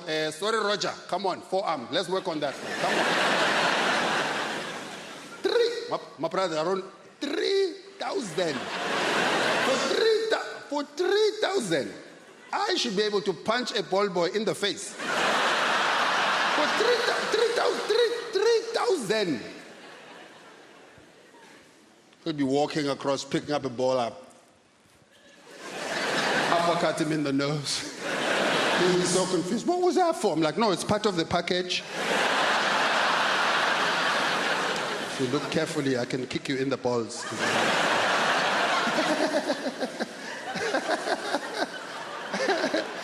But here's the thing about being married a very long time. You get to know each other so well, right? I mean, my husband knows me well. I know my husband so well at this point that we can have a full-blown argument from start to finish, and he's not even home. You know? So, this year, I have been married 21 years. Thank you. Thank you. I know it looks like I could have been a child bride, which, where I'm from, totally possible. Anyway, I wasn't a child bride. Anyway, so 21 years. And here's what I've learned in 21 years. That to stay married and stay happy, because it's not naturally the same thing, to stay married and stay happy, what you must do is keep your focus on what is important. Keep your focus on what is important. Let everything else fall away. See, I'll explain. The other day, my husband and I were having an argument, a face-to-face one, the one where he's actually at home.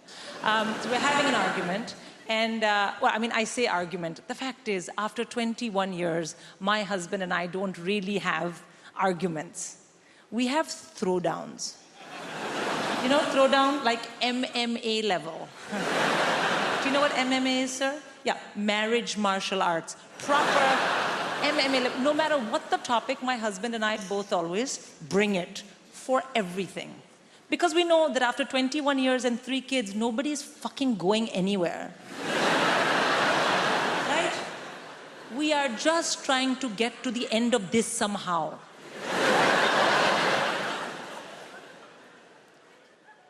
And also, also you should know, like I told you, when I arrived here, I got a UK passport. My husband is Scandinavian. He didn't bother. And then we were having this argument, and he was like, I don't understand why you didn't do it this way. And I said, really, what I don't understand is why you don't fuck off back where you came from.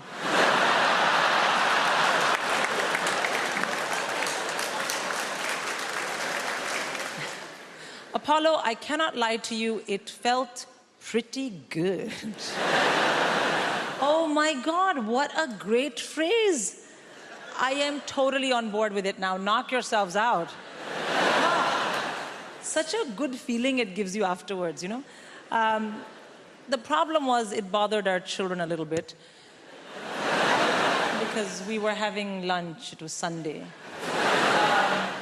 Our youngest child, she said, oh no, Mama said the F word. And I said, oh darling, you're right, I did. But you know what? When you grow up and meet the man of your dreams, so will you. And then my teenage son said something, but let me explain, ladies and gentlemen. Between 45 to 85% of what this child says, I don't understand. Because he's a teenager. He just looked at me and said, why so salty, bro?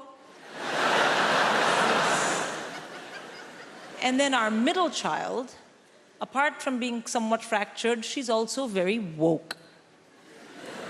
By which I mean she doesn't understand the difference between racism and a joke about racism.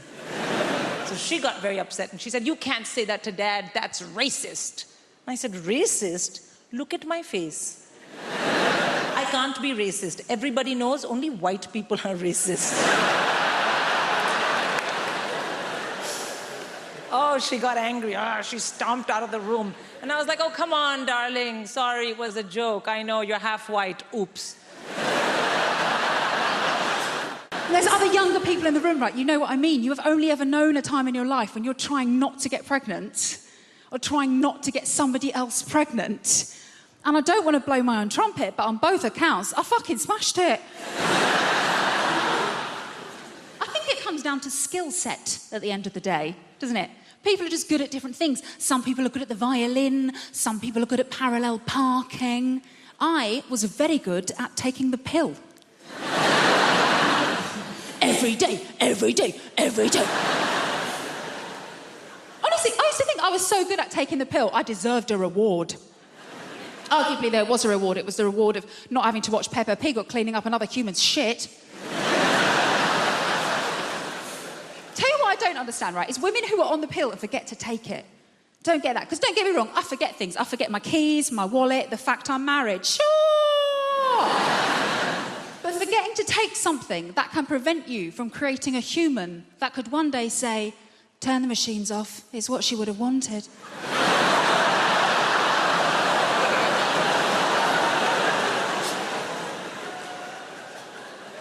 I'm going to remember that one, thank you. Obviously does happen, though. Women forget to take the pill, they get knocked up. Happened to a girl I used to work with, actually, when I used to work in an office, right? And we were chatting about it one day. She was so blasé. We're in the kitchen. She's just standing there rubbing her belly like, well, the thing is, I've just got really bad memory. I was thinking, that's funny, because every day without fail, you remember to steal my milk. Maybe if you'd strapped your packet of microgynon to my semi-skimmed... Stephen in accounts wouldn't be telling everyone how you trapped him. I think the reason I was always very good at remembering to take the pill, because I've been on it for so long. I was on it since I was about 16. And the reason I started taking it was because I was going out with my first boyfriend, Kevin Sutherland. A boom, chicka, wow, wow. He was quite the catch. He had a Peugeot 106 and a tattoo of Bart Simpson, which I thought showed a great joie de vivre. And things were going very well between Kevin and I. We had matching bracelets from Argos, so you can tell how serious we were. And we'd agreed that we were going to do it for the first time, right? So I was like, right, I put myself on the pill because my first time is going to be really special. My first time is going to be just like in the movies. So the big day arrived, and Kevin, bless him, he made such an effort for everything to be really perfect. Like, he paid his little brother to leave the room.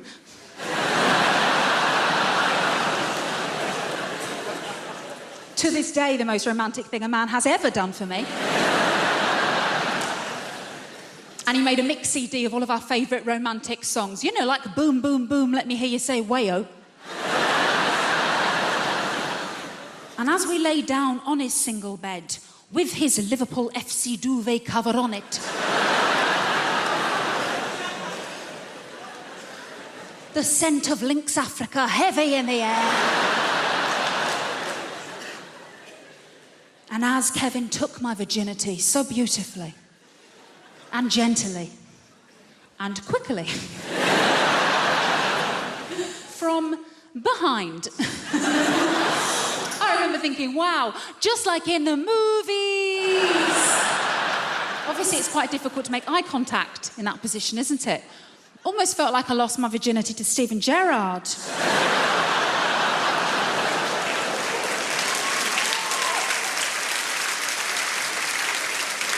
I'll never walk alone. I never will. It's lovely to be here. I've come all the way from Brighton. Just in case you're wondering what this haircut is about. Might be a new face for some of you people. Don't panic, the BBC invited me here because they needed a beige lesbian. So I'm just here to tick some boxes. Not your box, madam, just a metaphorical box. I'm half Spanish, that's what's happening there. I've got a Spanish mum, and she lives here in the UK. It's all very legal. She's lived longer in the UK than she's ever lived in Spain, but the brilliant thing about my mum is that she's never lost her accent. She's done very, very quickly. She's lost her words she cannot pronounce. Lost her words she cannot pronounce, huh? My favourite word that my mum's never been able to pronounce is my brother's name. Not even a difficult name, his name's Stephen. I don't know if you've noticed this, Spanish people, any word that begins with the letter S, they struggle, right? So my mum doesn't call him Stephen, she calls him Steven.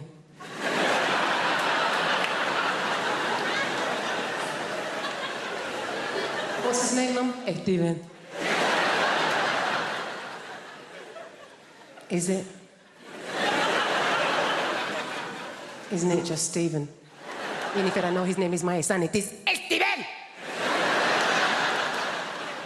You don't want to mess with my mum.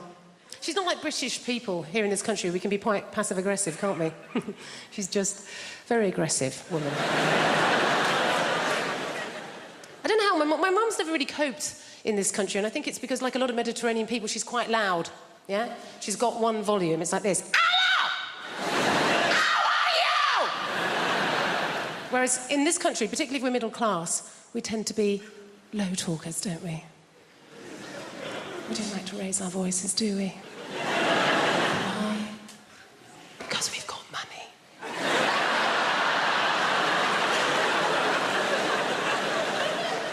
And we just assume that if you are raising your voice, well, you're probably poor. Or worse, foreign. Great thing about having a Mediterranean mum is they feed you. Oh, my God. She's always feeding. That's her way of showing that she loves her children, is to feed us. You know, I can remember going around friends' houses, you know, like English mums. Go around an English mum's house and the conversation with mum's more like this. I think you've had enough. My mum will feed you till you puke. Going on in my life, and my mum will relate it back to a meal that she's cooked. Do you know what I mean? Like, so good or bad, particularly if I'm depressed. If I phone up my mum and I've had a terrible day, yeah, I phone up my mum, conversation always goes like this. Oh, Jennifer, my God, I'm so sorry to hear that you're having a hard time right now, but you know what? Don't worry, okay? I made a soup. Come home, you sound hungry. I made a chicken curry, I made a lamb tagine, I made a casserole, Jennifer, I made some tortillas, some paella, some curry, Jennifer, you love curry, maybe some meatballs, some pork ball, beef ball, aniseed ball, banana ball. You're a lesbian, you don't eat enough balls. Please, come home. Eat my balls.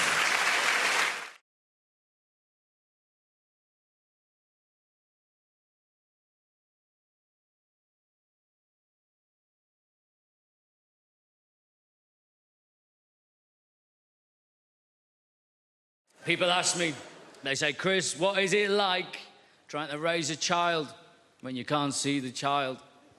It's ups and downs, you know, ups and downs. You just got to go with the flow. Can't prepare yourself, you know. She's 3.5 now. When she was 2.5, if you haven't got kids, by the way, as soon as they get to 2, they're adorable. They just start asking questions. They want to know what everything is. You are their source of information. They want to absorb the world. My daughter, she's 2.5. She's in the bath. I'm knelt there. I'm bathing her. She's like, what's this, Daddy? What's this, Daddy? Oh, bloody no, do I? Give it here. Just give it me 2.5, but you know way more than Daddy at this point, sweetheart. She goes, what's this, Daddy? Ice cream? I was like, ice cream? Big handful of shit, wasn't it? Massive. Not like a little pebble, not like a little sweetness. Where did that cut? An impressive quantity for an adult male. I wasn't entirely sure the dog hadn't jumped in and done it when my back was turned and she just scooped it out. She just slapped it in there in one go.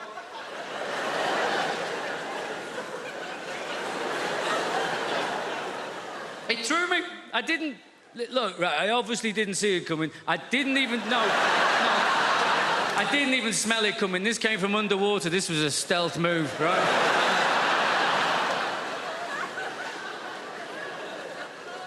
And I'm not entirely sure exactly what happened.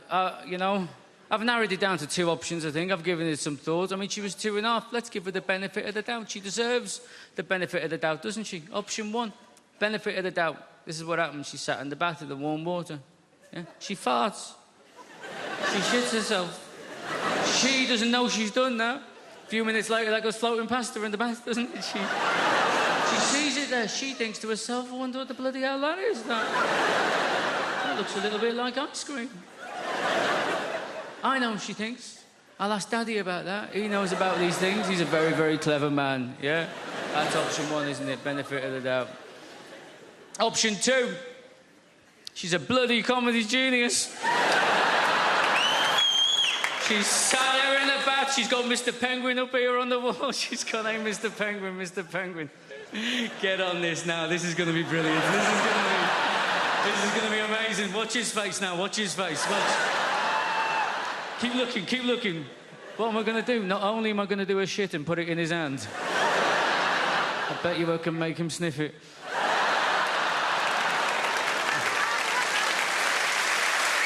Ice cream, Daddy? Ice cream, huh?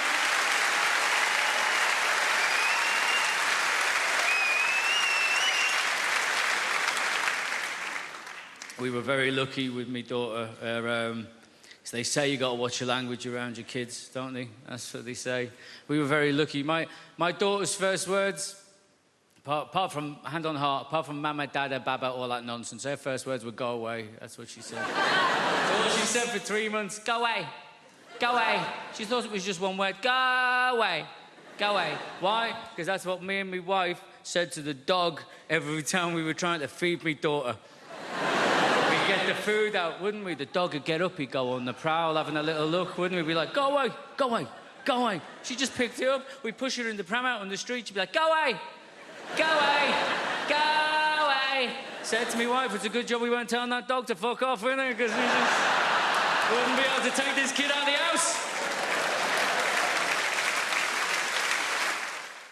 I said, what do you want? He goes, I want a cat. And I said, a cat? Nah, I'm not going to buy you a cat. No one gets a pet for Christmas. And you know what happened? Again, I'll tell you what happened. There was a mouse, a little mouse. It came into the house, and the girlfriend, she saw it. She goes, ah, what's he doing in here? What's he doing in here? We've got a mortgage. Like, that's got to do with anything. Like, all the mice is outside there. It's like, hold on, guys, before we go in there, we need to see if this is rental accommodation first. Yo, fam, put that cheese down. We haven't seen the tenancy agreements yet. It might be a hoax, right? It don't work that way. So she was like, Marlon, we need a cat. I said, I don't want one. She said, Marlon, we need a cat. So we compromised and we got one. So we went to this place. Where they hold all of the cats in the world. And I walked in there, I was like, I want a cat. And the lady said, that's not how it works, sir. I said, please. She said, no, what it is, we need to interview you to see if you're fit to have a cat. And I started panicking. At this point, I said, listen, right, lady, right, listen, right, between me and you, I've got a son. I said, human being, 8 years old, and he's not dead. And she looked at me, she was like, yeah, you can have a cat. She brought us up the stairs, man. When she brought us up the stairs, I've never seen so much cats before in my life. There was more cats than people in this room right now, right? And they were there, different shapes, different sizes. And my girlfriend, she got drawn to one cat, which was like blue and grey. I've never seen a cat like this before, a blue and grey cat, and his whiskers were out and the tail was up, and she walked over to the cubicle where the little cat was, and she put her hand right up against it, and the cat came along and he put his paw there. And it was like they were touching. And she was like, I want that cat. And the lady said, no. She said, why? She said, well, that cat, it can't live with children. And my girlfriend looked at me like to say, fuck the kid. I want that cat. The lady said, no, you can't have that cat, but we've got some cats that are suitable for you, but they're in this corner over here, and she walked us into this corner, ladies and gentlemen, and all of the cats in this area here were black cats. Yes, and my paranoia, that went off straight away. I was like, hold on a minute, we can't have that cat over there, but we can have any of these ones. I've got to fight racism in the real world, but also in the feline world as well. This is bloody ridiculous. And she said, this one's called Denzel.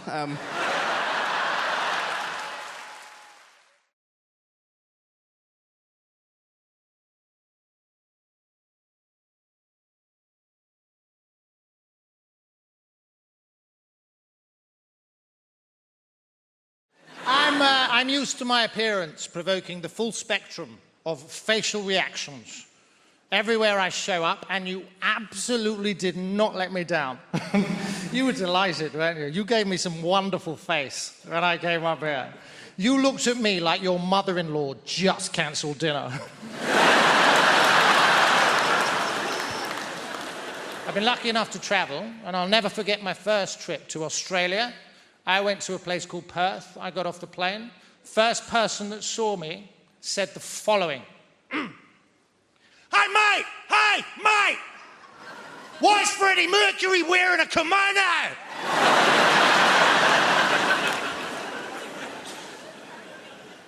Huh.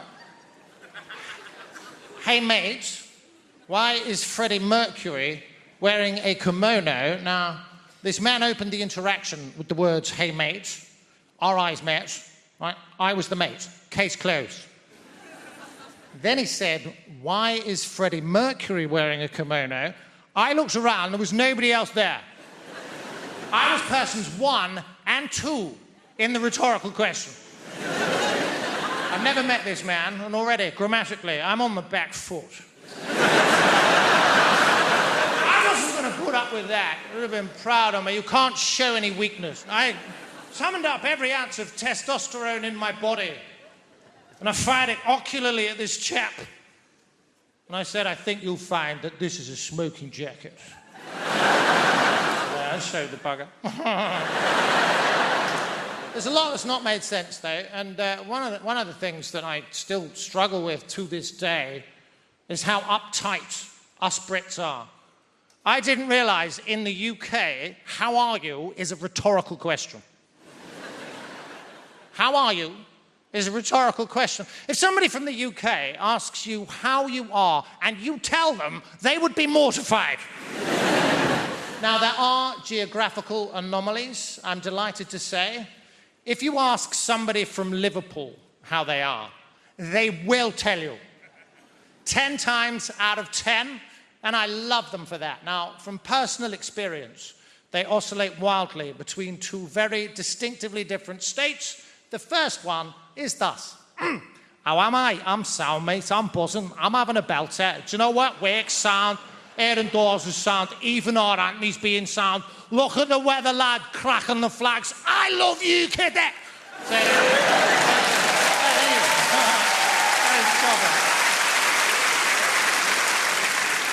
Apologies for the accent, by the way. I have the ability to blend in seamlessly with my environment wherever I go. I feel an energy, I match it, we become almost indistinguishable. Silly.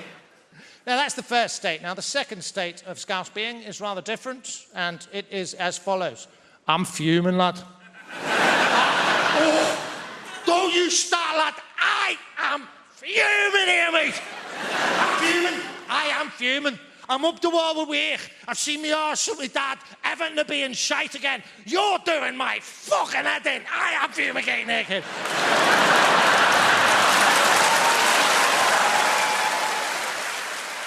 Oh, we have a great show for you tonight. We have a fantastic show. Very funny comedians. I know funny.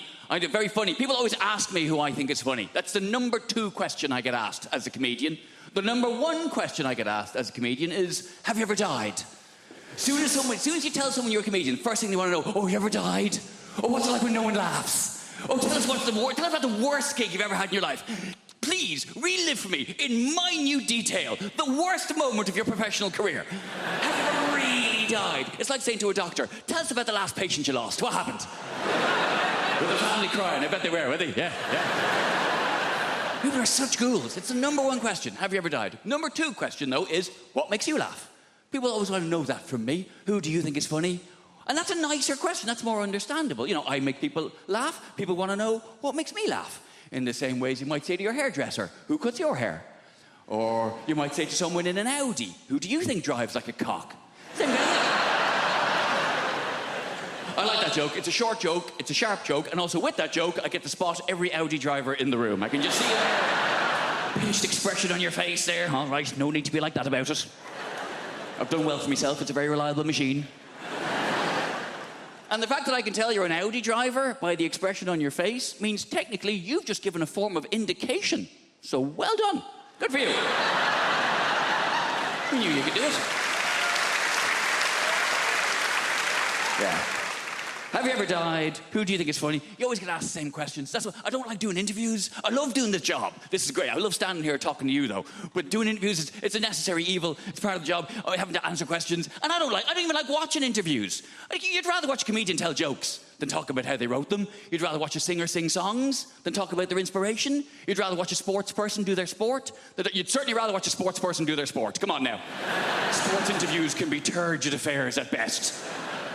And then I hit it with my foot. You mean you kicked it? If you like. They're really interesting. They're really, and I'm not slagging sports people. It takes a great deal of single-mindedness to excel at a sport to a point where people want to interview you about it. But sports people are famous because they're good at sport, not because they're good at talking about sport. That's why you find a sports person who is good at talking about sport, the BBC will cream their knickers over them. We found a woman. She used to ride horses. That's a sport. And she's quite lively and engaging and charismatic. Put her on absolutely everything! Do not let her out of your sight. Even people I'm a fan of. Andy Murray. I love Andy Murray. Britain should be very proud of Andy Murray. He's done a lot to be proud of. He's won Wimbledon. He's an Olympic gold medalist. And he put up with a lot of shit when he was named, 8th best in the world? Oh, you bloody loser, you. He's done a lot to be proud of. He's won Wimbledon, he's Olympic gold medalist, and he's magnanimous in victory, he's humble in defeat. And he's a big comedy fan. He's been to see me live, I've met him, lovely bloke. But Jesus Christ. I cannot listen to him drone on one more time about how he won, lost another tennis match. I can't do it. Well, then I hit it to him, and he hit it back to me, and I'm very good at tennis, but he is also very good at tennis. Some days I'm better at tennis than he is, but I think what's happened today was he was slightly better at tennis than I am, and that's maybe why he won the game of the tennis. For God's sake, man! I'm not very sporty, you can probably tell. I like hill walking. Doesn't really count as a sport. I like hill walking and camping. Proper camping, though. None of your glamping bullshit. Glamping. Derivation of the words glamorous and camping. Where you stay in a yurt, which is more expensive than a hotel. What is wrong with you? A lot of people don't realise yurt is a derivation of the words yura and twat. A lot of people don't realise that. We need to bring back a sense of consequences for our actions. In this world, there are no more consequences for actions, yeah? And what I'm talking about, if there's no consequences in this life, what we need to do is bring back to Britain a simple sense of hell. The idea that if we screw up in this life, right, we will burn in sulphur for all eternity in the next life. Now, this is quite a tough sell, right? You don't like that idea, do you? Right, but hear me out. This is a good idea. We got any Christians present? I need your assistance. Any Christian people here this evening? Yeah. In the pink shirt. What's your name, son? Josh. Fantastic. You a Christian? So you understand the idea of redemption, eternity, yeah? Resurrection, eternity in particular. And I do too. I understand the notion of eternity because I went to church on Sunday. Let me tell you this, that service went on forever. If it took me an hour to open a bottle of wine, I'd be drummed out of business. Now, the point is this. How long does it take to own a packet of crisps? Get on with it. We need to bring back... Now, the problem with the idea of hell is no one's frightened of it. Now, I'm going to describe hell for you now, and none of you are going to bat an eyelid, right? And while your body's boiling in the mouldering in the grave, we'll take your soul and boil it in boiling oil for 1,000 millennium. Then after that, 2 sulphurous demons, emissaries of Satan himself, will come along, pull out your kidneys and set fire to them on the red-hot coals of hell itself. Then after this, another demon will come along, pull out your eyeballs, stick them on a red-hot poker, burn them on the hot coals of hell, and stick them up your arsehole, and they'll come out your own mouth with this shit on it. And this will go on forever. So you're not bothered by that, are you? In fact, most of you are laughing at it. Huh? In fact, most of us, being British, are thinking, well, come on then! Call yourself the devil! And that's the interesting thing about hell, isn't it? When you describe it, when someone describes hell, it tells you everything you need to know about that person, right? And what he's like and what his people are like. And I describe hell then in a normal British accent, which tells you that we, the British, are stoic, tough people who could take absolutely bloody anything. Right? And that's the interesting thing about hell. It tells you about the people telling you about it. Hell, in a French accent, for instance, sounds like a recipe. And while the body is lying down and the worms inside the flesh, we take out the soul and place it in very hot oil for a long time. Then, once it is tender, 2 demons come together at once, remove the kidneys and place them on the hot coals with a little white wine vinegar, some sea salt, and some rosemary, and cook them till they're brown on the outside, but still pink in the middle. Then after this, we take the eyeballs, place them on the hot coals, cook them till they're crunchy on the outside, runny in the middle, on the hot poker, stick them up the arse, they come out the mouth with the shit on. It is delicious. Absolutely magnifique. Hey, you see? Perverts! Perverts, basically, yeah? Hell. Hell in a Dutch accent sounds like a pretty good stag do, doesn't it? Hey, and while your body is lying down, we'll take you to the hottest place you can imagine. Imagine the hottest place you can go, yeah? Now go even hotter. And 2 demons will come together and rub oil all over your body. 2 demons together. 2 demons together at once, and then you will take out your kidneys. Oh, your hot kidneys. Your hot kidneys. And place the kidneys in a hot place and cook the kidneys till they're hard, until your kidneys are hard. And then take out your eyeballs and stick them in your bum hole. And this will cost you €45. Hey, are you ready? Sounds like an agreeable weekend. I just don't know how to relax.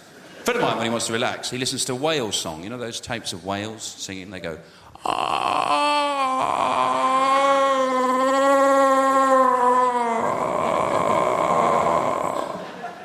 think, firstly, they're not singing, are they? No, they're faxing.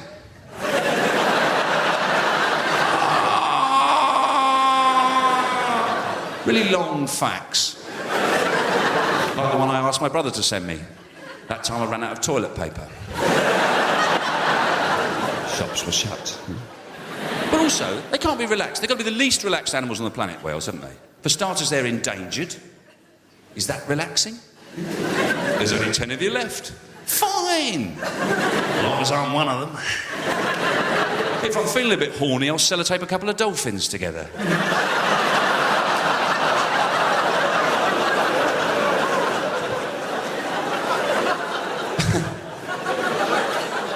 But not only are they endangered, they're the biggest animals on the planet, whales, aren't they? They're enormous. Me doing that doesn't really get across how big they are. They're massive.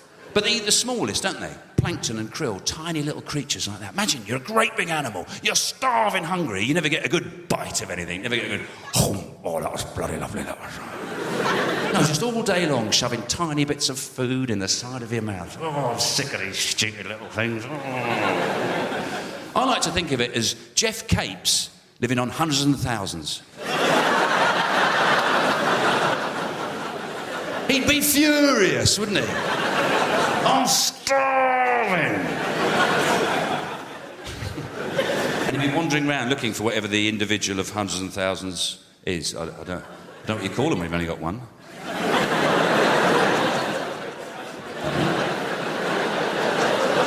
You wouldn't call it a hundreds and thousand, would you? That's far too long a word for something that insignificant.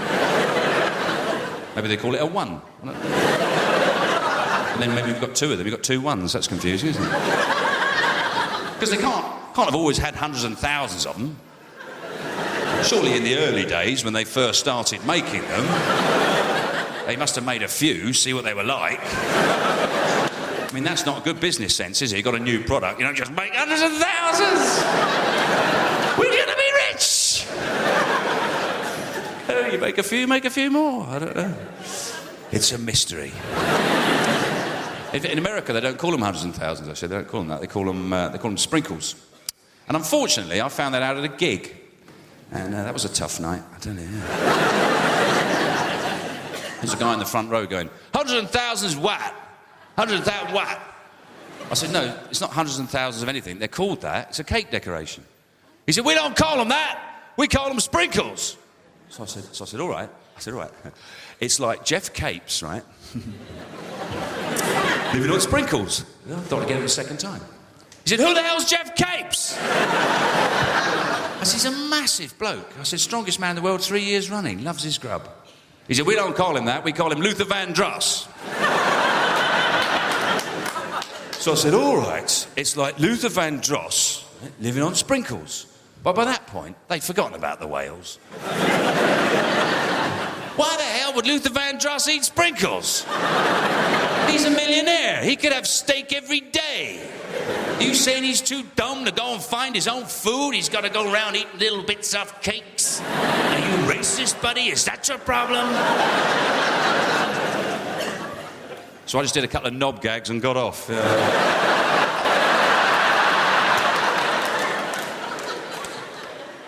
Look at this pretty lady. Don't fight it. I can tell by your eyes that you want me. Oh, fuck it. I can't keep it up. It's all a joke. I've never left the country. Good evening, folks. Very, very, very pleased to be here tonight. I want to tell you a bit about myself, because I've started off quite aggressive, so I'll pull back, right? My parents arrived in London in the 60s. And London in the 60s was very, very similar to Australia now. No real diversity, right? I remember my first day at primary school, I ran into the classroom, I ran straight back home, and I went, Mum, apparently there's a black boy in my class. I can't find him anywhere. So you young people, you're very, very lucky, right? Young people. How old are you, son? Right there, you. 16? What year were you born? 91. 1991. Did you hear that noise? That's called jealousy. There are people in this room with underpants and socks older than you.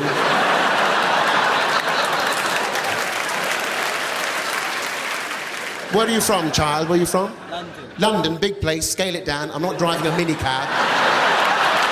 Let's work together. Kilburn, North London, yeah. South London, representing. People ask me all the time, so Rich, how did you end up becoming a comedian? And I always say, why do you say end up, like I made a mistake? It's kind of a polite conversation you have with a tramp. So, fella, how'd you end up in a skip? It's the most fantastic job in the world, right? You make people laugh, you, fella, with all that stress on your face. Look at you, sit in the front row trying to get the jokes before anyone else. How desperate are you for comedy, my friend? Well, you people, bricks, but... Oh, I'm sorry. What? I wasn't expecting a response.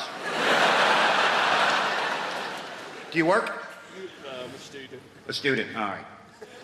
No more questions, Your Honor. It's very easy. No heavy lifting. Eh? Why don't you think about being a comedian? What are you studying? History. History. That goes back a long time, doesn't it? Why don't you try American history? A couple hundred years. Boom, you're done. Listen, here's the thing, all right? You just say intelligent things stupidly. That's all there is to being a comedian. Or maybe it's stupid things intelligently. It's not rocket surgery, I'll tell you that right now. That's what I get asked all the time. So I bet you were the class clown. Were you the class clown? Screw you. Why would you suggest I took a childhood disorder and turned it into a career, you prick? No one ever says to a hooker, were you the class whore? I bet you were the class whore, weren't you? Let the mystery be. I love watching Brits snap. That is the greatest thing in the world. When a Brit snaps, you don't even know they've snapped. It's not like Americans who take out 8 or 9 people with a high-powered rifle because they're social animals. Brits snap and you go, 2 hours later thinking, I think that guy snapped while I was talking to him. At that point where he crushed the pint glass with his hand, he was a bit pissed off. That's why when it comes to a war on terror, something we invented, the war on terror, because Brits would never have a war on terrifying, because what's not terrifying to Brits? Everything. They just don't show it, right? Brit, you've had giants plucking your daughters out of villages a couple thousand years ago. Look that one up, history boy. It's true. So the basic British reaction to anything terrifying is this.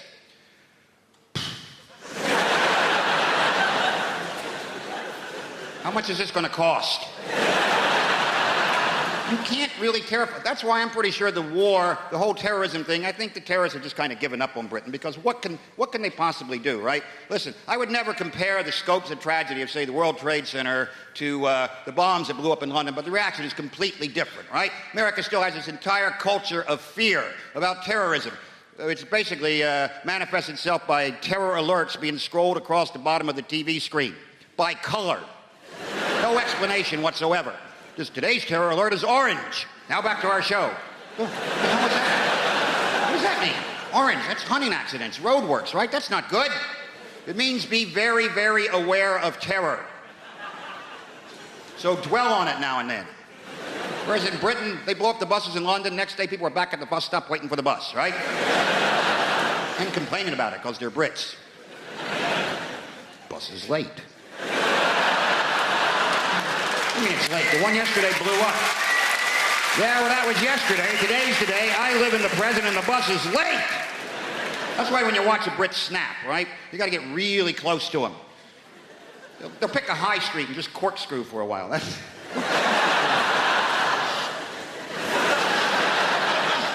Not even knowing what direction to... What direction is corkscrew anyway? This is bullshit. And then you get too close and then you get sucked into the vortex, right? Are you okay? That moment when a Brit truly snaps, and it looks like this. I'm going to write a letter. That's it. I've been pushed to the brink, you bastard. Nobody treats me like this, you son of a bitch. Huh? I'm not emailing this, I'm writing this. Wait till you get that tomorrow. Big red pillar box right in the mail. Postal strike.